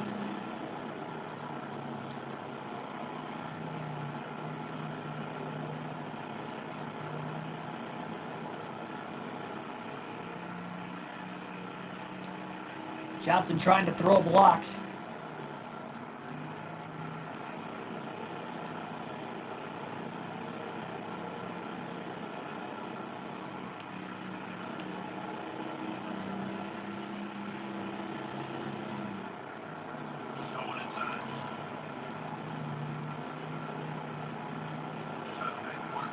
Kevin LePage now right in front of Johnson.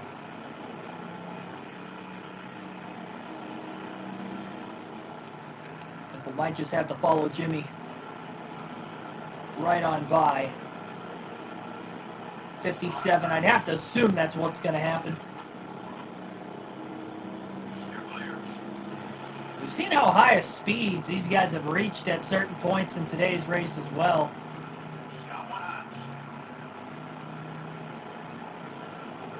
Johnson makes a mistake. That will be a time to pounce as well to just get on by him. If we're being pretty patient, he's got a 13-second lead. Looks high off of turn 2 now. And around goes Johnson. Biffle turns him. Payback on the 48 from the 16. That's our 5th caution of the race. Second time Biffle's gotten payback on a driver today. They'll race back to the caution flag. That is going to lap Johnson now. Much like he was able to do with Stewart when he unlapped himself early in the race. And just like Stewart's spin as well, nobody else was involved. Textbook. If you're going to do it, that's probably the right way to do it. And Greg Biffle again staying out of the pits. No strategy. And Johnson, of course, restarts right alongside Biffle. Green flag back in the air. Wow, Jeff Gordon got a good jump behind his teammate. Everybody bunched back together as Biffle tries to hold on for the lead. He's got another rival right behind him of Johnny Benson out of nowhere as well. So Gordon's a lap down in this mess. Well, he's currently on the lead lap, and he's going to be blocking, trying to hang on as well. Biffle just got into the back of him. So now it looks like Biffle's going to have to get around Jimmy again. This time, he's going to try to do it cleanly. And Gordon will go another lap down. Or I should say his first lap down. Just going to lap down again, that's all. Biffle to the inside of Johnson. Johnson with a shot there off of turn 2. Car's not severely hurt for Biffle. And he does clear him, and now Biffle can drive away with the clean air advantage, as well as fresher tires.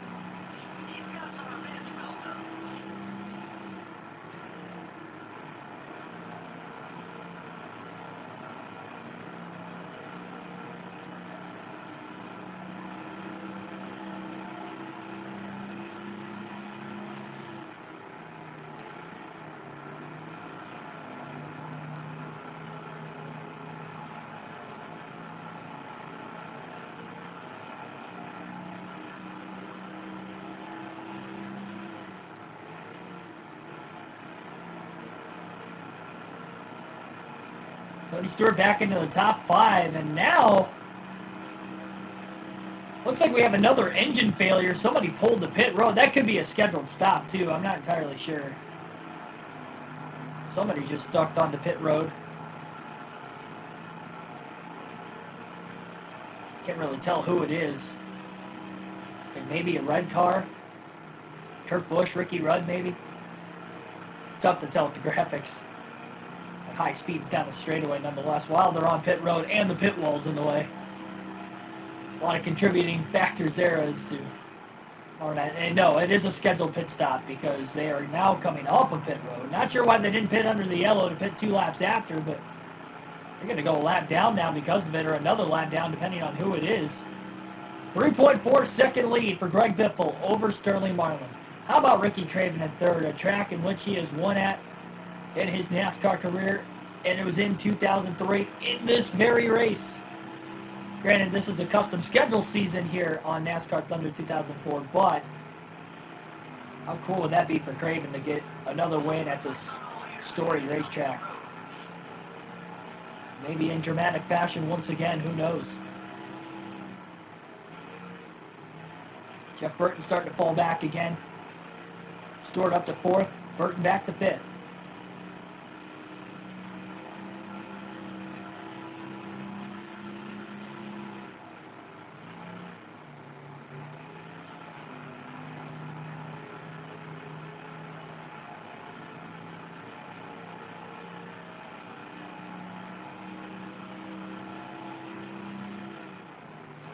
Some drivers pitting right now, too. That's going to shake the running order as well.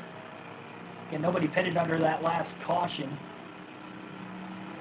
Biffle's about halfway on fuel. Everybody else, less fuel for them. Should be a 2-stop race to the finish, I'd have to imagine. Even from here. Guys have been able to go 55 to 60 laps on average on fuel.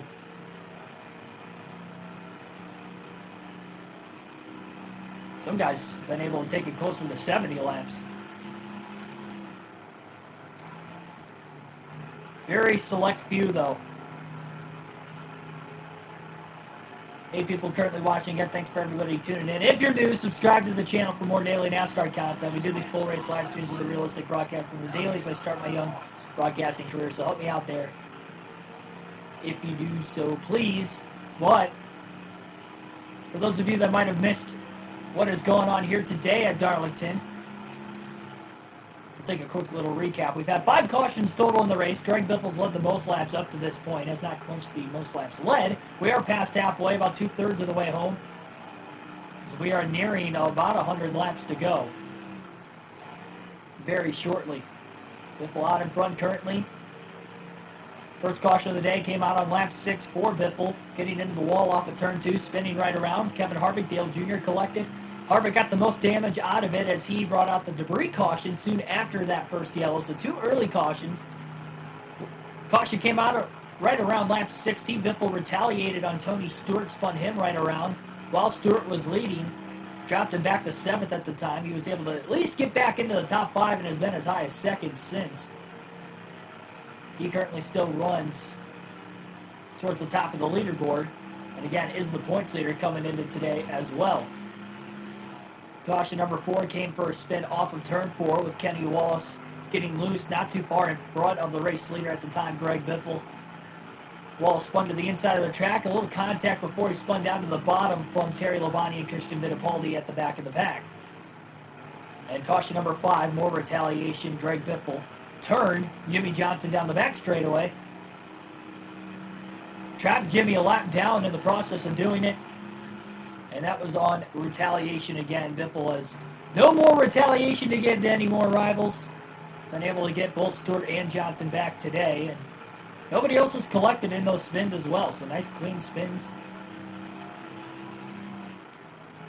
Probably the right way to do it if you were going to do it.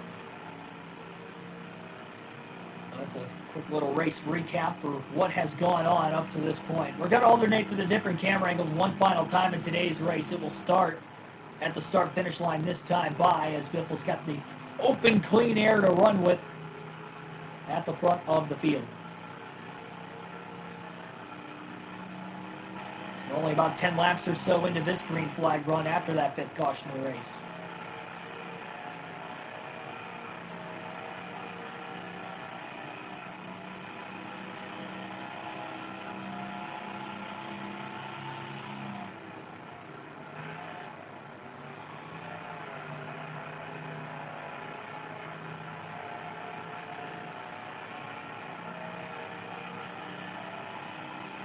Biffle 15th in points coming in. We mentioned a couple times today he has been stellar on the 400-mile races this season, this being another one, playing right into his wheelhouse.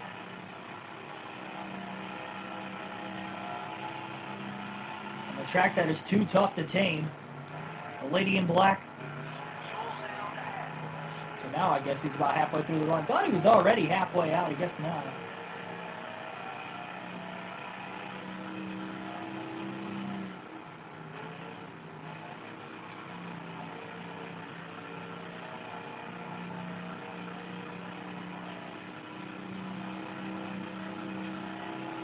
Next stream coming up a little bit earlier tomorrow, 11 a.m. Eastern Standard Time as well. That will be at Darlington again, but it will be for NASCAR Heat 5 for the Southern 500 Cup Series action there. Another crown jewel event on the season, and it is also the first race of the playoffs, so a lot of drama could be on hands for tomorrow's Cup race on NASCAR Heat 5. Again, 11 a.m. Eastern Standard Time will be the start time of that one.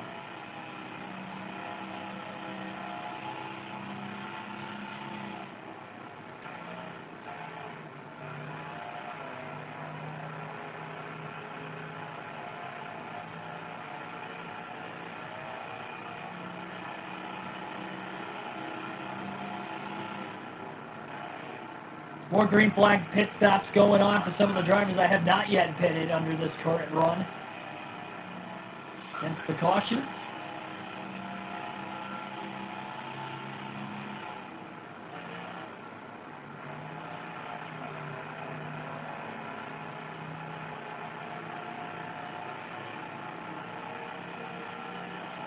It's going to start to space out the traffic a little bit more now. It's not going to be as congested for the moment.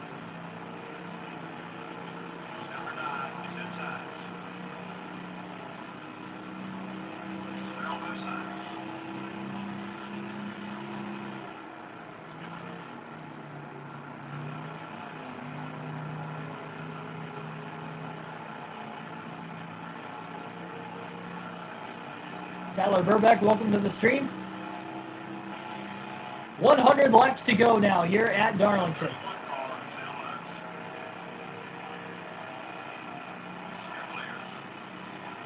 Race has actually gone by kind of quick today. We've had 5 yellows, but we've only been racing for just over an hour and a half.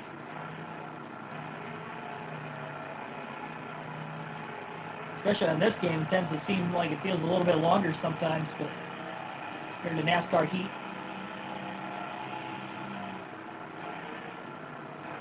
Still been a fun drive nonetheless, and there's another rival just ahead of Greg Biffle, Johnny Benson in the 10. Only really seen him one other time, and that was pretty much on the restart. We started a lap down on the inside, a couple rows behind him, but even then they weren't really near one another. I think he's on fresher tires. Oh, contact! Biffle goes low to avoid Ward Burton. Johnny Benson got in the wall off of turn 4 and banged into Ward Burton. Burton slowed up. Biffle saw it at the last second and jumped down to the inside, down the front straightaway to make sure he was going to avoid anything major that could have happened there. We stay green. Right in the middle of green flag stops again. That would have trapped even more cars a lap down.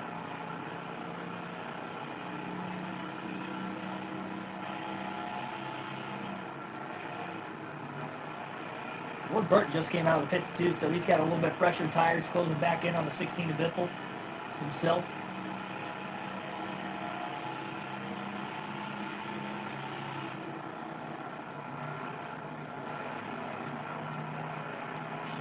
Ward Burton out to the inside of Greg Biffle. Biffle trying to hold his line off of turn 4. Ooh, contact with the car that was inside. Wasn't ideal, that's for sure. Ward Burton again on the inside. Gonna get tight off of turn 2. Biffle tags the wall a little bit and Burton clears him right back.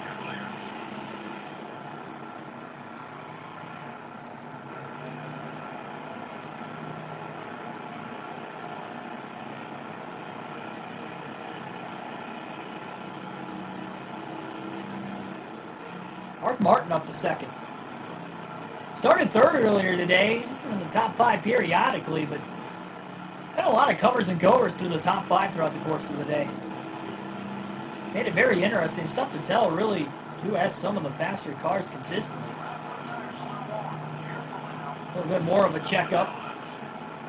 Biffle got in the back of Burton. Got into him again there off of turn 4. And we'll stick with the far chase cam now for the rest of this race. Things are getting interesting in lap traffic. And here comes Jimmy Johnson out of the pits. This is not going to be a good spot here. Oh, he tried to slam into Biffle coming back onto the racetrack. And now we have a fresh tire, Jimmy Johnson, closing in on Biffle. And those two are not too keen with one another. Neither is Johnny Benson, who Biffle's still trying to catch. Benson caught behind Terry Labonte.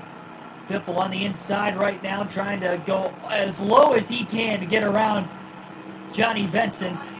This isn't going to work out too well. Benson tried to take a shot at Biffle going into 3. Biffle tried to use Labonte as a pick. And Biffle finally makes the pass on both Labonte and, most importantly, Johnny Benson there. We'll see if Jimmy Johnson can maybe close that gap. 12-second lead right now for Biffle over Martin. Ryan Berwick, welcome to the stream. Trust me, I'm going to try not to wreck with 41 to go again. I'm going to try not to wreck at all. We actually crashed on lap 6, but luckily we made it out alive. We didn't get too much damage out of it, though, either. It was just a tag off the wall. I spun. Harvick got collected, so did Dale Jr., but Harvick was the only one that hit me, and luckily it wasn't significant contact. I was able to back it off the track before Jr. piled into Harvick. That would have been bad if I was in the middle of that, but outside of that, we haven't wrecked today. I haven't hit the wall a whole lot, though, for this game and being Darlington. I'm quite surprised.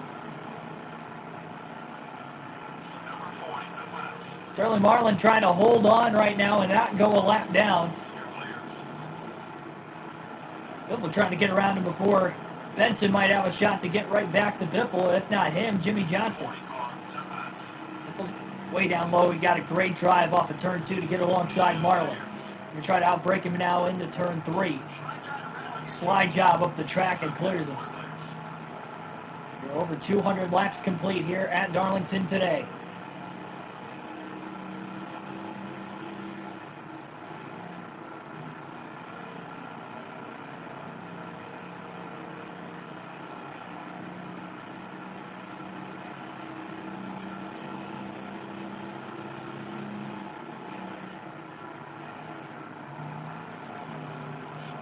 Johnson's closing that gap to the back of the 16 of Biffle. Biffle in the wall off of turn 4. That's not going to help. Oh boy, here comes Johnson. Jimmy all over the back of the 16 now. He's going to have to get around Jack Sprague pretty quickly, as well as Michael Waltrip if he catches him. Biffle to the inside of Sprague into turn 3. Clears him. Here comes Johnson. Johnson tags him, moves him out of the way. Johnson puts him in the wall off of turn 4. Biffle goes around. Backs it down the racetrack, a huge pileup. Multiple cars involved. Car in the air. Sterling Marlin's in the air as they race back to the caution flag. Huge crash as Marlin goes up and over. Somebody got wrecked out further back there. Oh my goodness, look at Marlin. He takes a shot from behind. He goes airborne up and over the 10 car of Johnny Benson. And Johnson, once again, has just wiped out Greg Biffle. How many weeks in a row is this going to happen? And Biffle survives the accident, and he's going to stay out of the pits here and keep that track position.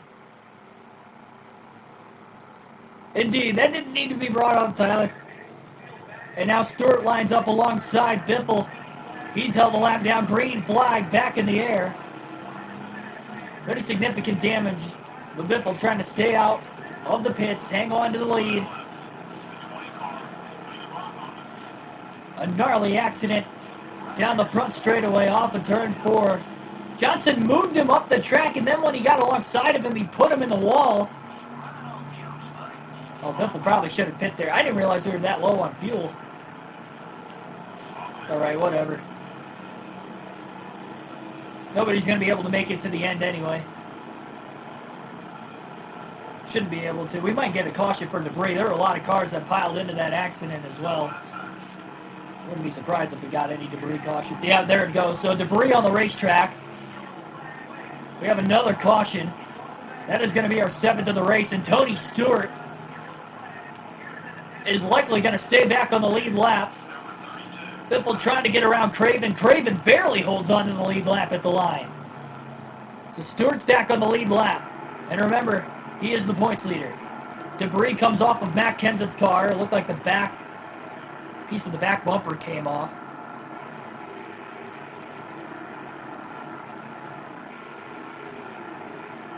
These races are never easy. Oh my gosh. Biffle's going to hit pit road this time. See if anybody else follows. No, it doesn't look like it.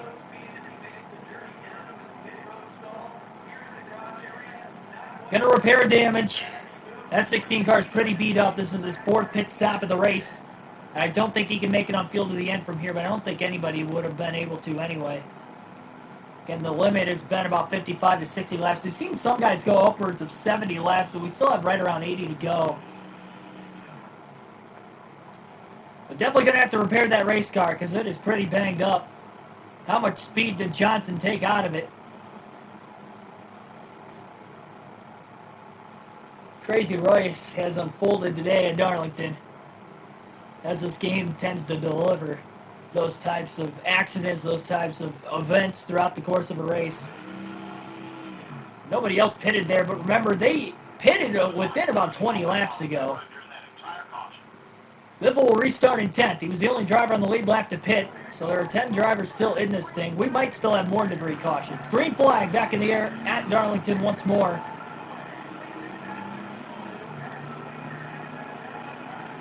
Biffle going to let Kenseth go, and he's just going to hop in line behind him on the inside. And we have another caution, likely for debris again. And they'll race back to the caution flag. That's the 8th yellow of the race. Biffle just got into the side of Stewart. Stewart tries to door check him. They race back to the caution flag. Biffle comes right back up the track. Another checkup off of turn 4. And Hollis now tries to take a shot at Biffle as they race back to the line. Oh my goodness. Terry Labonte will bring out the caution for debris. What has this race turned into all of a sudden?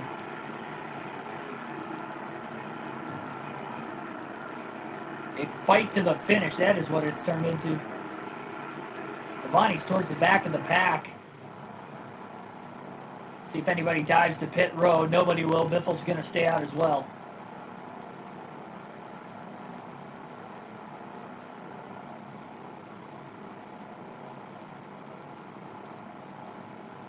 think that's going to go on the list of the compilation coming up in a couple weeks of the worst accidents of the year on the channel. Not that one right there, but obviously the big accident from before. I don't know how Ken Schrader got upset. I don't know. He might have been involved in that accident. That's the only thing I can think of. What was it, Biffle's thing came out?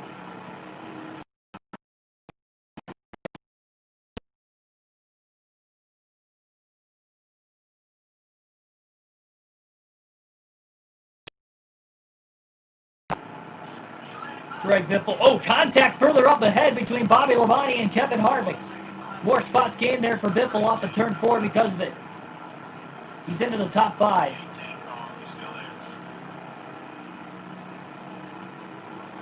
Just clears the 30th park.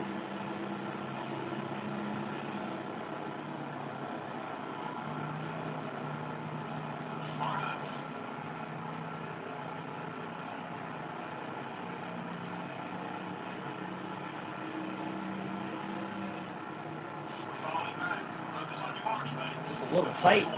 Goes in really deep into 1 and 2. Battling hard to the finish. Newman trying to make a pass, likely for position. And the caution's out again, so they'll race back to the caution flag. Biffle with a 3-wide move to get up to second place. Mark Martin leads, barely clears Mayfield off of turn number 4, and we have our 9th caution flag. Debris off of Sterling Marlin as his deck lid is going to fly off, and again, that's our 9th caution of the race, so a lot of debris cautions after the big accident. Remember, Marlin was the driver that went up in the air over the 10 car of Johnny Benson. He landed on all 4, though. That was the insane thing. He just completely ramped over him. And again, Biffle staying out of the pits. Lining up right behind the race leader here of Mark Martin. And the green flag back in the air. Lap 225. Martin really took off on the restart. Biffle did not. He gets down to the bottom in between Casey Mears and Ricky Rudd. Holds on to second in front of the 12 of Ryan Newman. And Martin almost made contact. Another caution. More debris. Biffle races Martin back to the caution flag. Drove it in deep. 3 wide with the lap car in the middle. Oh, a little contact with Mayfield now. Mayfield back on the lead lap, but Biffle will beat Martin to the caution flag. And Greg Biffle has taken the race lead again at Darlington. I think that was off of Bill Elliott. I don't know what it was. And we now have 10 cautions today. Cautions are reading cautions here in the late going at Darlington for the Carolina Dodge Dealers 400. And this has really slowed this race pace down. And again, not sure if the debris cautions are done. Nobody comes to pit road right there. Again, still just outside the pit window. Green flag back in the air once more. Biffle did not take off on the restart again. Hangs on to the lead, though. A couple lap cars of Ricky Rudd and Casey Mears get on by on the bottom. Oh, Mears almost got the wall off of turn 2.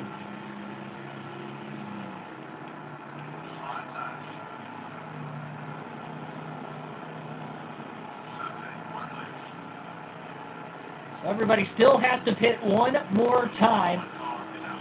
And we have another caution for debris. Unbelievable. Our 11th caution of the race. Mears is going to go lap down again through turns 1 and 2 as they race back to the caution flag once more.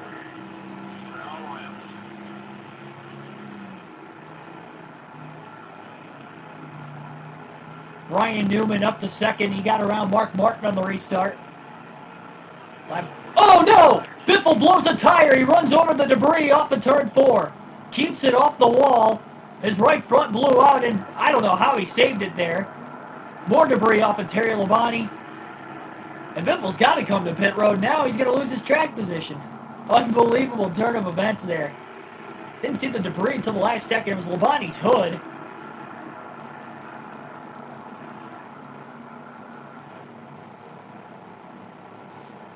And here comes the pit stop. We'll see if anybody else follows. Unbelievable. I don't think Biffle can make it on field to the end here. I think he's just outside the window still. It's going to be close. What a wild one. You can't predict what is going on here today. We are only 2 cautions away from tying the record for the most cautions on the channel, which is 13. Biffle almost got the wall off of 4 after that right front blew after running over the debris.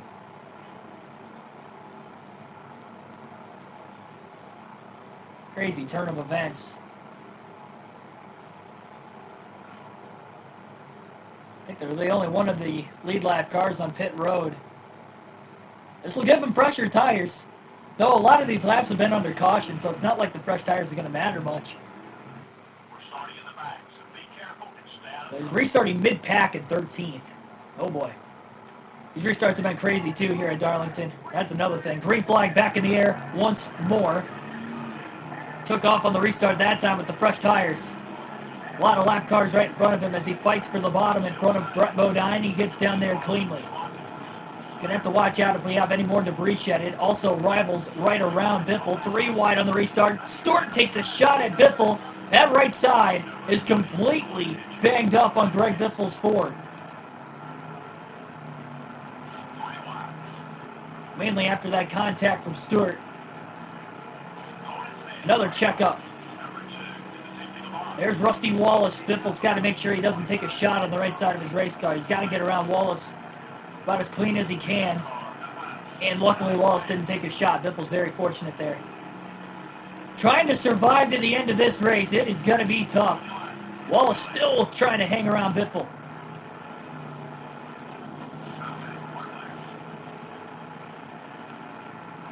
Oh, car in the wall. Ricky Craven. I think Kurt Busch hit the wall and bounced into Craven. Craven got the worst end of it, getting really loose, losing multiple positions. Wow, Biffle got loose off of 2. Drives right out of it. It was actually Jeff Gordon, not Kurt Busch, that got the wall and bounced into Craven. 3 wide. Biffle on fresher tires trying to charge through the field. There is Jimmy Johnson, who wrecked Biffle to bring out that big caution, which is why you see a bunch of debris cautions.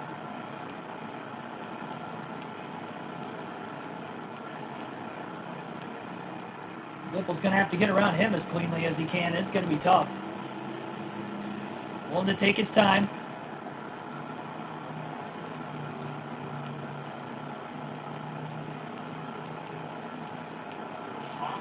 Ooh, contact a little further up ahead. There's a check up there, and Biffle got into the back of Jimmy Johnson. Big slide. Biffle drifts up the track. Off of 2, trying to hang on to it.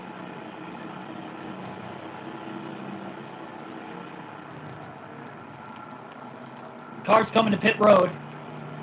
Might be the opening of the fuel window now.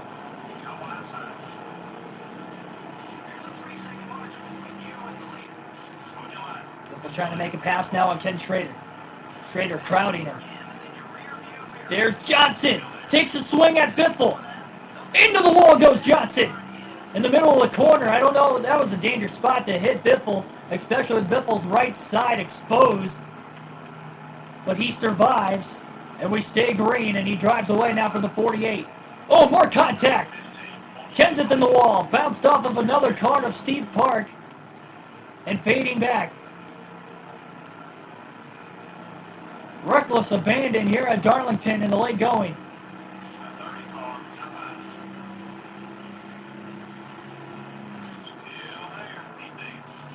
That pass was for position. Steve Park's having a pretty good day.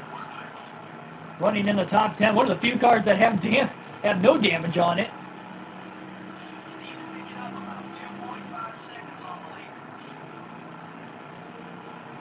So still 2.5 seconds back. Lead lap cars all bunched together here off of turn 2. Everybody has to make one stop to the end.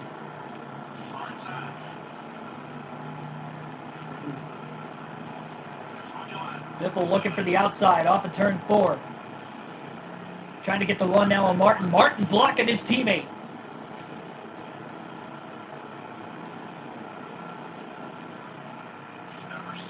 Nobody giving an inch here late. Biffle slides it loose off of 2, now to the inside of his teammate. Don't know if any of these guys are coming to pit road or not. Biffle backed off, thinking they might have been coming. All it was blocking there between the 21 and the 12. I believe Ricky Rudd is a lap down. No, he is on the lead lap. Wow, he fought himself back. What a run by Greg Biffle. Unbelievable. Casey Mears with a career day, by the way, sitting in second. Now he's back to third. Biffle slide job into 3 and 4 to get around him, and the Biff is up to second.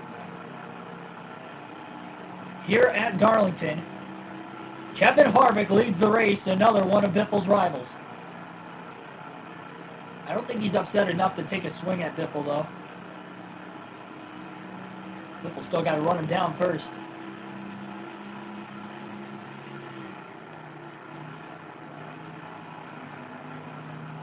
"50 laps to go at the start-finish line for Harvick, this time by trying to get that second win of the year. He hasn't won since the Daytona 500 when we started the season. This was race number 26, so it has been a while. He's had a couple good runs, specifically at the super speedways this year since, but just hasn't worked out for him. But here today, at the track that's too tough to tame, he has survived one accident. Was nowhere around the big one, luckily,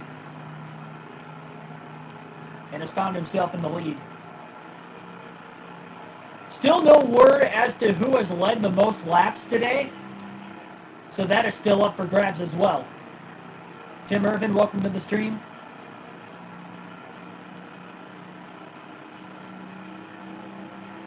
Biffle again trying to take care of the right side of his race car. It is severely damaged. But at this point in the race, he must fight hard to the end. There is a pit stop still coming again, so he can repair the damage at least a little bit. But then again, there we go. See, look at the upper right-hand corner of the screen right now. The right side is dark red. I mean, it is very beat up. Being involved in the big one definitely hurt when Johnson stuffed him in the wall. And even after repairing the car twice since then, it's just still banged up.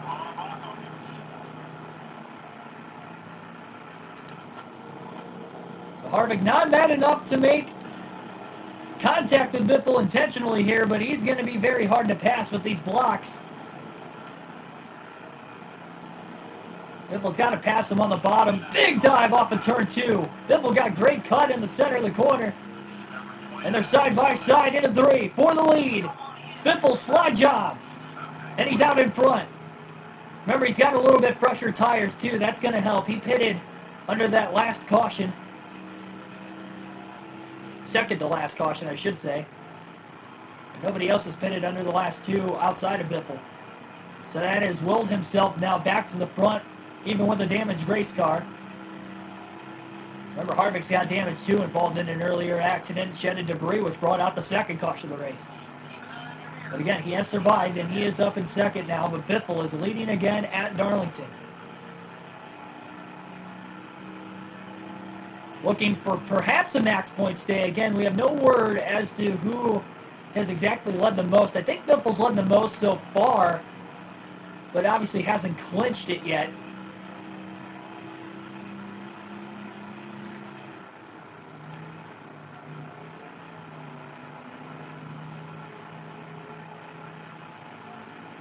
Pretty good today, Darren.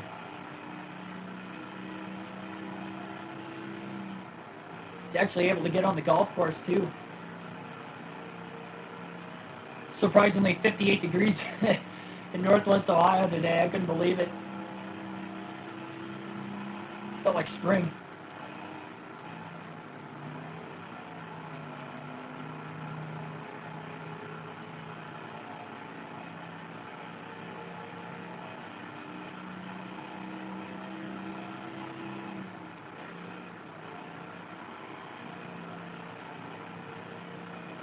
Martin's falling back to 5th. Remember, he restarted in the lead, actually, a couple of restarts ago, and then 3rd on the last restart. So he's slowly fading back.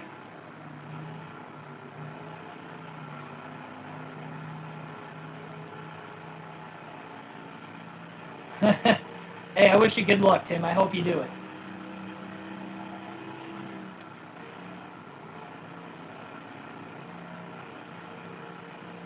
Yeah, I think it's supposed to rain all day tomorrow in Northwest Ohio, so that rain that you guys are probably getting now is the rain we're probably going to start to get in the morning. It's supposed to rain like from morning all the way till like 4 o'clock in the afternoon. That would make sense.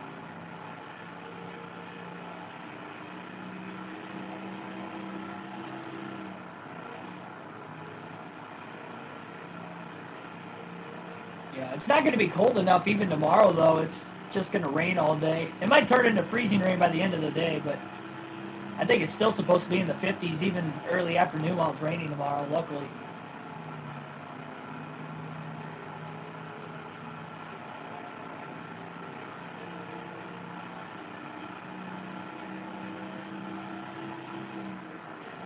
Biffle comes into this race on 3 straight DNFs, just to mention as well. So, trying to add another win to the season. It would be his 11th win of the year. Perhaps getting closer right back into the top 10 of the point standings again. Just 10 races to go on the season after this one concludes today. We'll take a look at the upcoming schedule at the end of the race, as well as the updated point standings.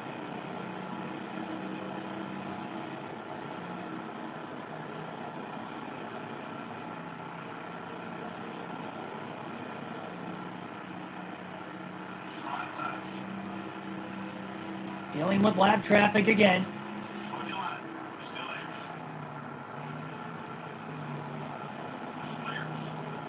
Biffle's going to have to pick a good point to hit pit road, but he doesn't want to pit too early in case we get a caution. We've had quite a few of them in the second half of the race. So he's going to try to really stretch this out as long as he can.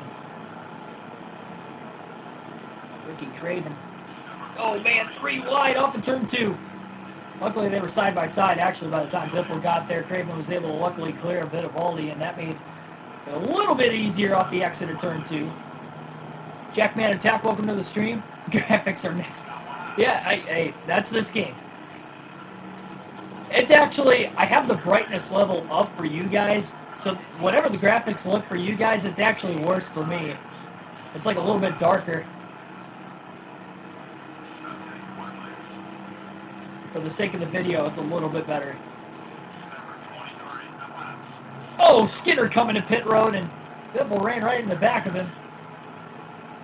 And no indication that he was coming into the pits.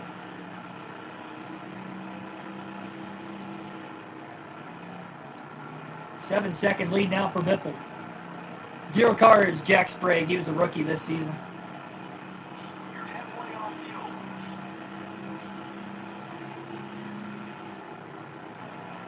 Remember, Biffle is still running for the Rookie of the Year. So I guess we got something to fight for, even if we're going to get knocked out of the championship hunt. Oh, man, more contact. I think that was Matt Kenseth again who bounced off the wall. Saw him do that earlier in the run. That time he came down into McMurray afterwards. It was Matt Kenseth. He shedded some debris. Recently, you can see how damaged the back of his race car is.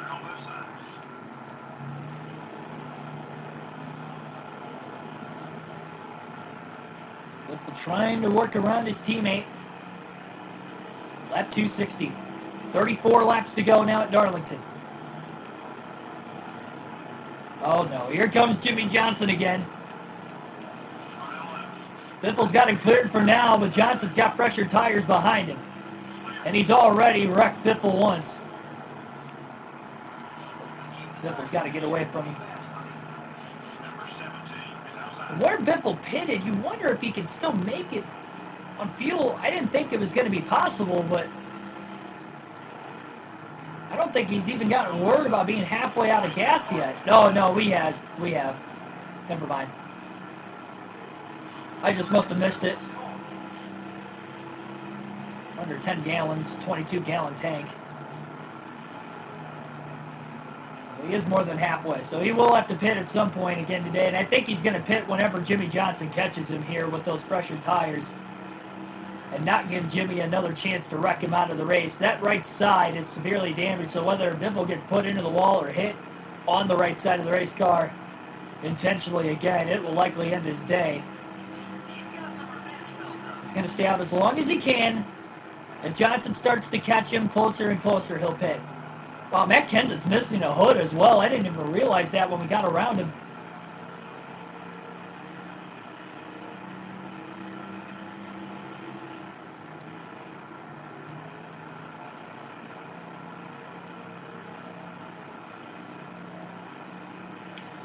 Yeah, it's because I... Oh, if we got the wall off of turn 2. Got to be careful, man. That right side, extremely damaged.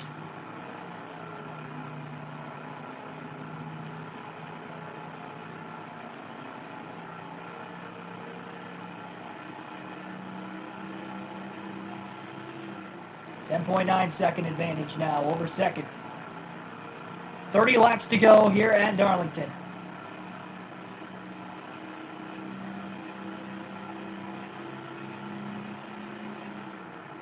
Johnson still got to get around Ricky Craven and Matt Kenseth, who are side by side. It's a 49 of Ken Schrader. Remember, he's not mad enough to at least take a swing at Biffle.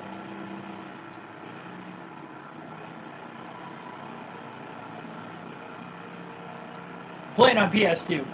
But yeah, anyway, what I was going to was that the graphics are better for NASCAR Heat 5 because obviously I had the upgraded internet, but I'm able to stream from my laptop and actually use the 5G I have now.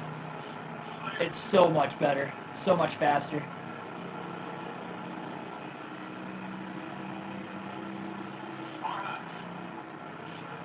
Big slide job in 1 and 2 to get around Terry Labonte. More of the race leaders coming into the pits.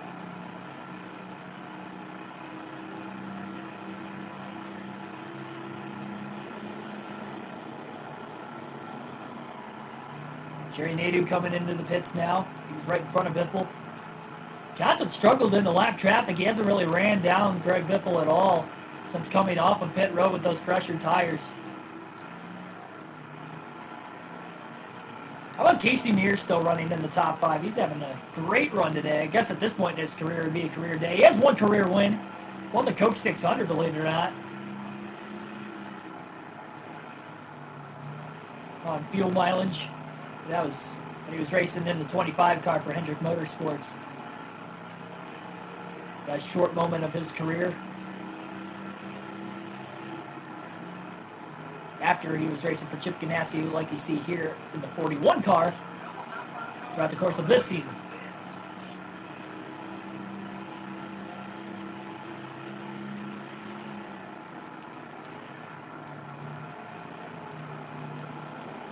There's Rusty Wallace not too much further ahead as well. That might be the time for Biffle to pit. He doesn't have to worry about him. 25 laps to go at Darlington.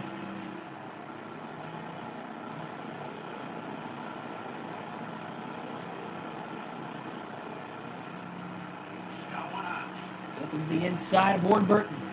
He's going to stay out one more lap. Struggling just to get around Burton right now. Ward Burton trying to crowd the race leader. Ooh, almost contact between Rusty Wallace and Jeff Gordon. Pretty heavy lap traffic. Not all the leaders have hit pit road yet. And there's Rusty Wallace. Not too much further ahead of Biffle. Biffle's not even going to try to pass him. So the Biff is coming to pit road this time with the race lead. Oh, kind of clipped the grass. That almost spun him right around. And try not to speed, and he doesn't. Oh, man, about slid it on the pit road, but he made it. 4 fresh tires, full tank of fuel coming. No adjustments. Damage will be repaired on the 16 of Biffle. Final pit stop of the day. Scheduled, at least.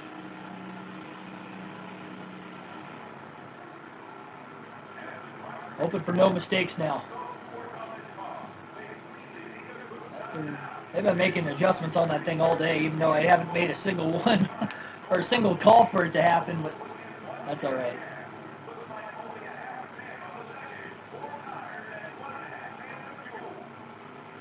Pretty slow pit stop. Wow, 21 seconds. Trying to buff it out as much as he can. And now trying to go to the finish. Still coming out with the race lead from what it looks like. Waiting to pull onto the racetrack. There's some cars to his outside. Right side of the race car is no longer in the red, so that's good. In case he has to catch up to a rival again. He might have one free shot. At least one.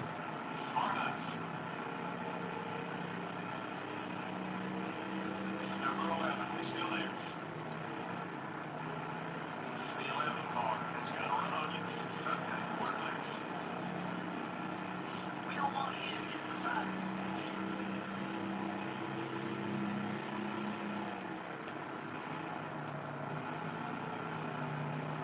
So Greg Biffle still in the race lead after the cycling of... Oh, Tony Stewart! Huge championship implications. With 22 to go, he has blown an engine. The points leader. Oh my goodness. I stated before we started today, it was going to be an uphill climb to win the championship, and we were going to have luck on our side, on Greg Biffle's side, and that luck has stricken late here at Darlington. Tony Stewart has blown an engine. Unbelievable. With just 22 to go. While running in the top 10 most of the day. Started on the pole, led laps. Wow.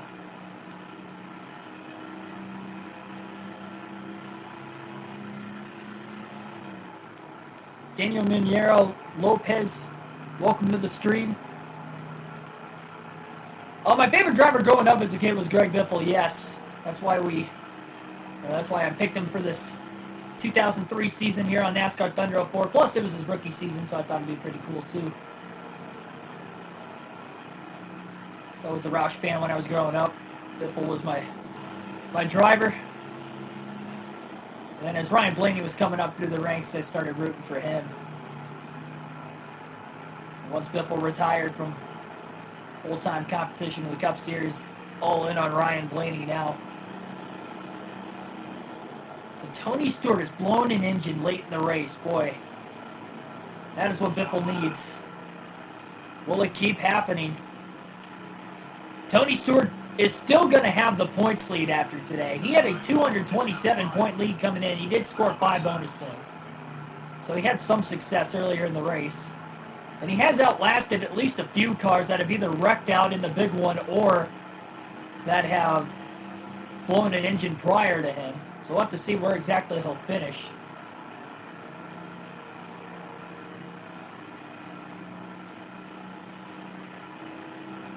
Just over 15 laps remain here at Darlington.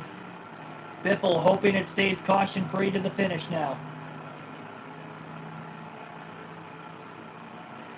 Wow, Biffle got loose off of 4. Hangs on to a 10.7 second lead. Bobby Labonte has jumped up to second. Haven't seen him much in the top 5 today. Same with Dale Jarrett. We have seen him periodically, but both those guys run in second and third. Veterans of the sport, former champions.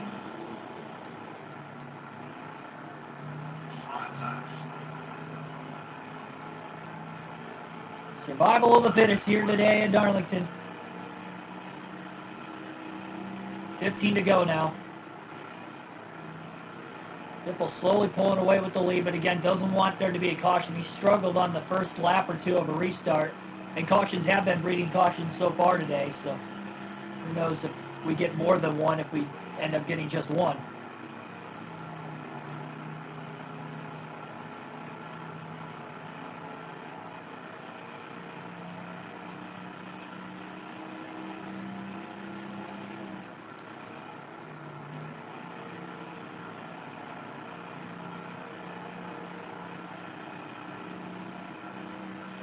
Christian Fittipaldi, next lap car, ahead of Greg Biffle, one of his allies on the racetrack. And they worked well at Talladega with each other a handful of races ago. It's led to the friendship between the two of them. Two Roush Fenway drivers inside the top 5. Jeff Burton still hanging on to fifth, so he's looking for back-to-back top 5s again. He's coming off a win. This will be the second straight win for Roush Fenway if Biffle can hang on to the finish after Burton won at Infineon.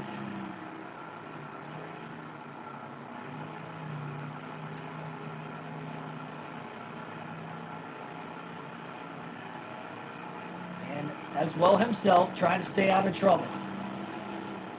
Fastest car on the track the last 2 to 3 laps.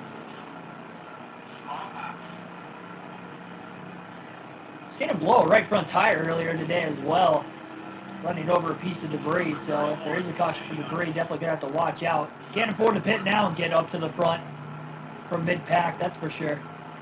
A little too late for that. Big slide job to get around those 3 lap cars there in 3 and 4.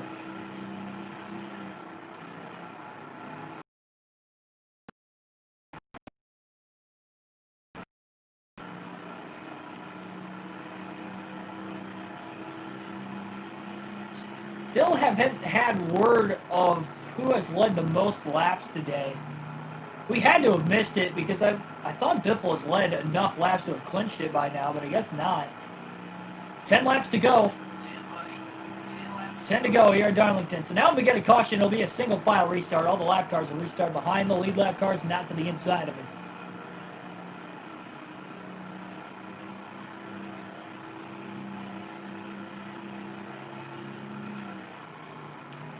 Oh, Biffle's car's starting to get loose. In the wall in turns 3 and 4. That right front's starting to get severely damaged now. 9 laps to go, just trying to hold on. 15-second lead. He doesn't have to push the issue, but that still doesn't matter. This car is not handling cooperatively all of a sudden, and Biffle's just trying to hang on. Yeah, now it's the right front that's severely damaged.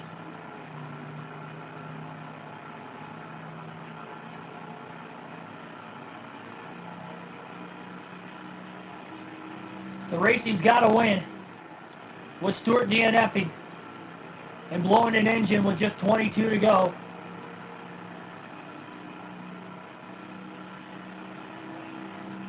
Still going to need more help going forward. I mentioned that if we won out, Stewart's average finish had to be worse than 18th.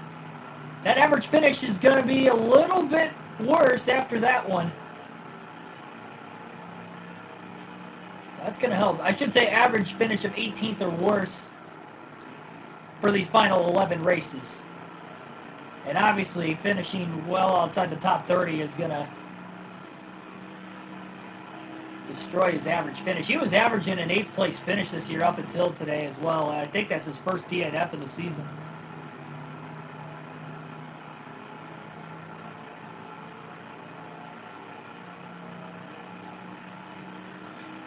Braden Hancock, welcome to the stream. Just 6 laps left.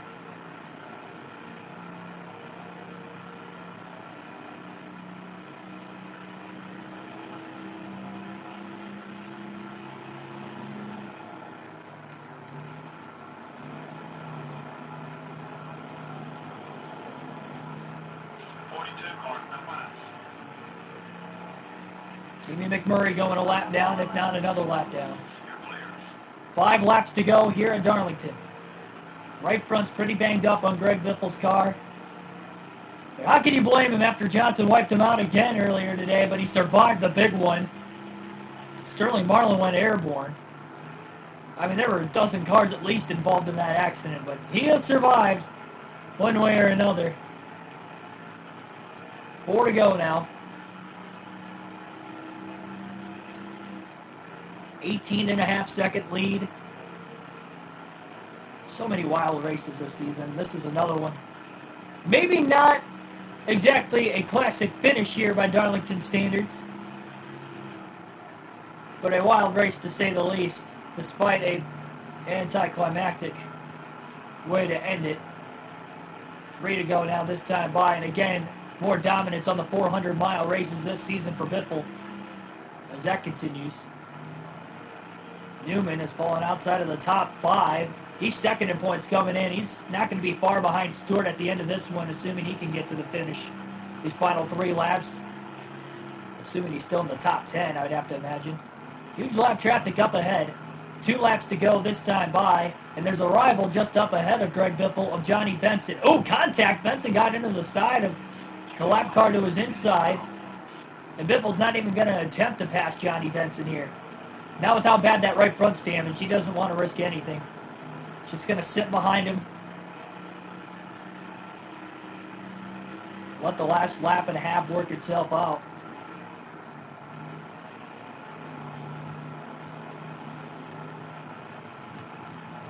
The 10 car is blocking. Yeah, he's upset to make significant contact. White flag in the air, 1 lap to go here at Darlington. Biffle just going to sit right behind him.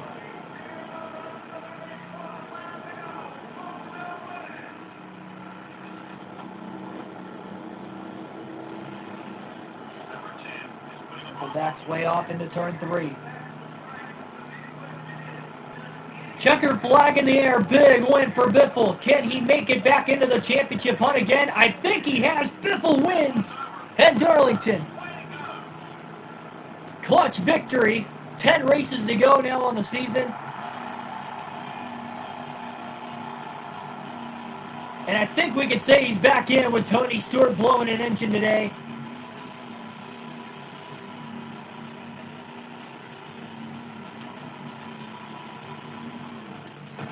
Oh, fiery! Oh my God! I don't know how I did that.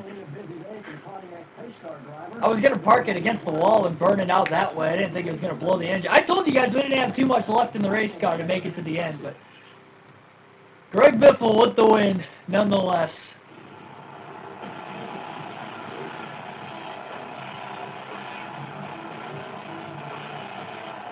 '11th win of the year for Biffle.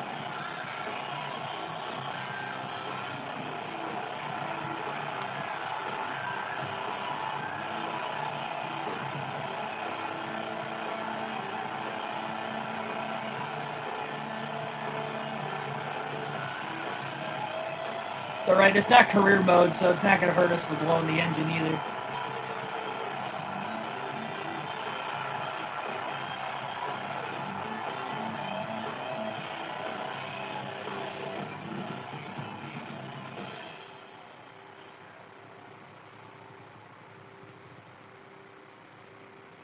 Take a look at the finishing results here to today's race. Biffle with the win. We'll see who... Yeah, okay, so...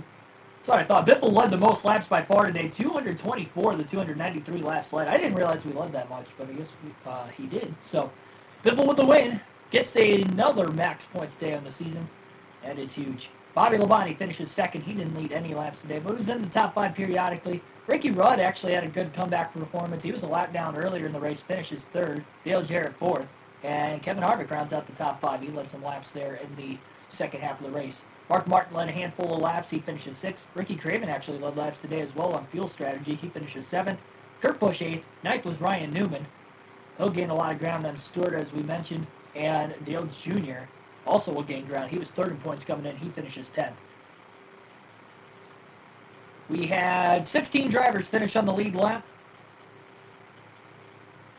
Let's take a look at who all DNF'd today. Tony Stewart finishes 40th. Wow. It's the last driver to DNF. 4 drivers failed to finish this race. Joe Nemechek blew an engine. Jeff Green blew an engine. Elliott Sadler was involved in the big one. He was the one driver that did not make it out of it. And Stewart blew an engine late with just 22 laps left. And again, he led laps at the very beginning of the race today, so he did score 5 bonus points. But a big gain in the standings there. And we're going to take a look at the point standings now before we get on out of here.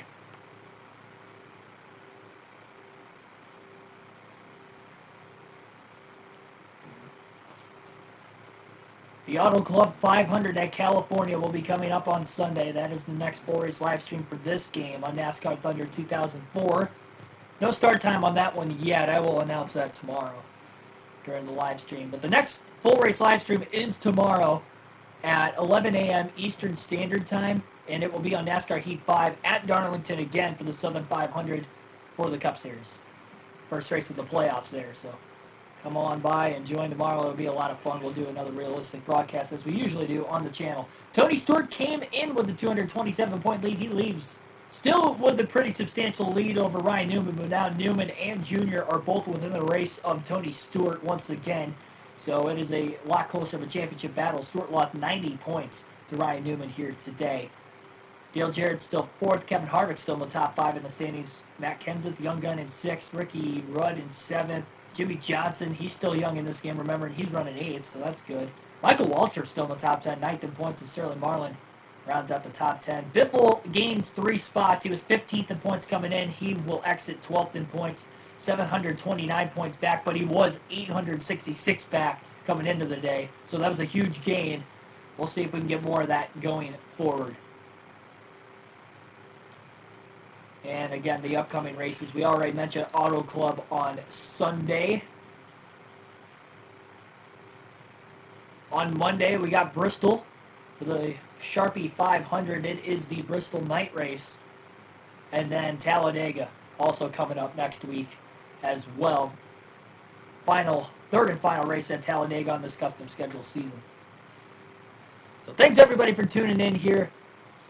Subscribe for more daily NASCAR content. Hit the like button down below if you enjoyed the race, the commentary, the video in general. I will see you guys tomorrow.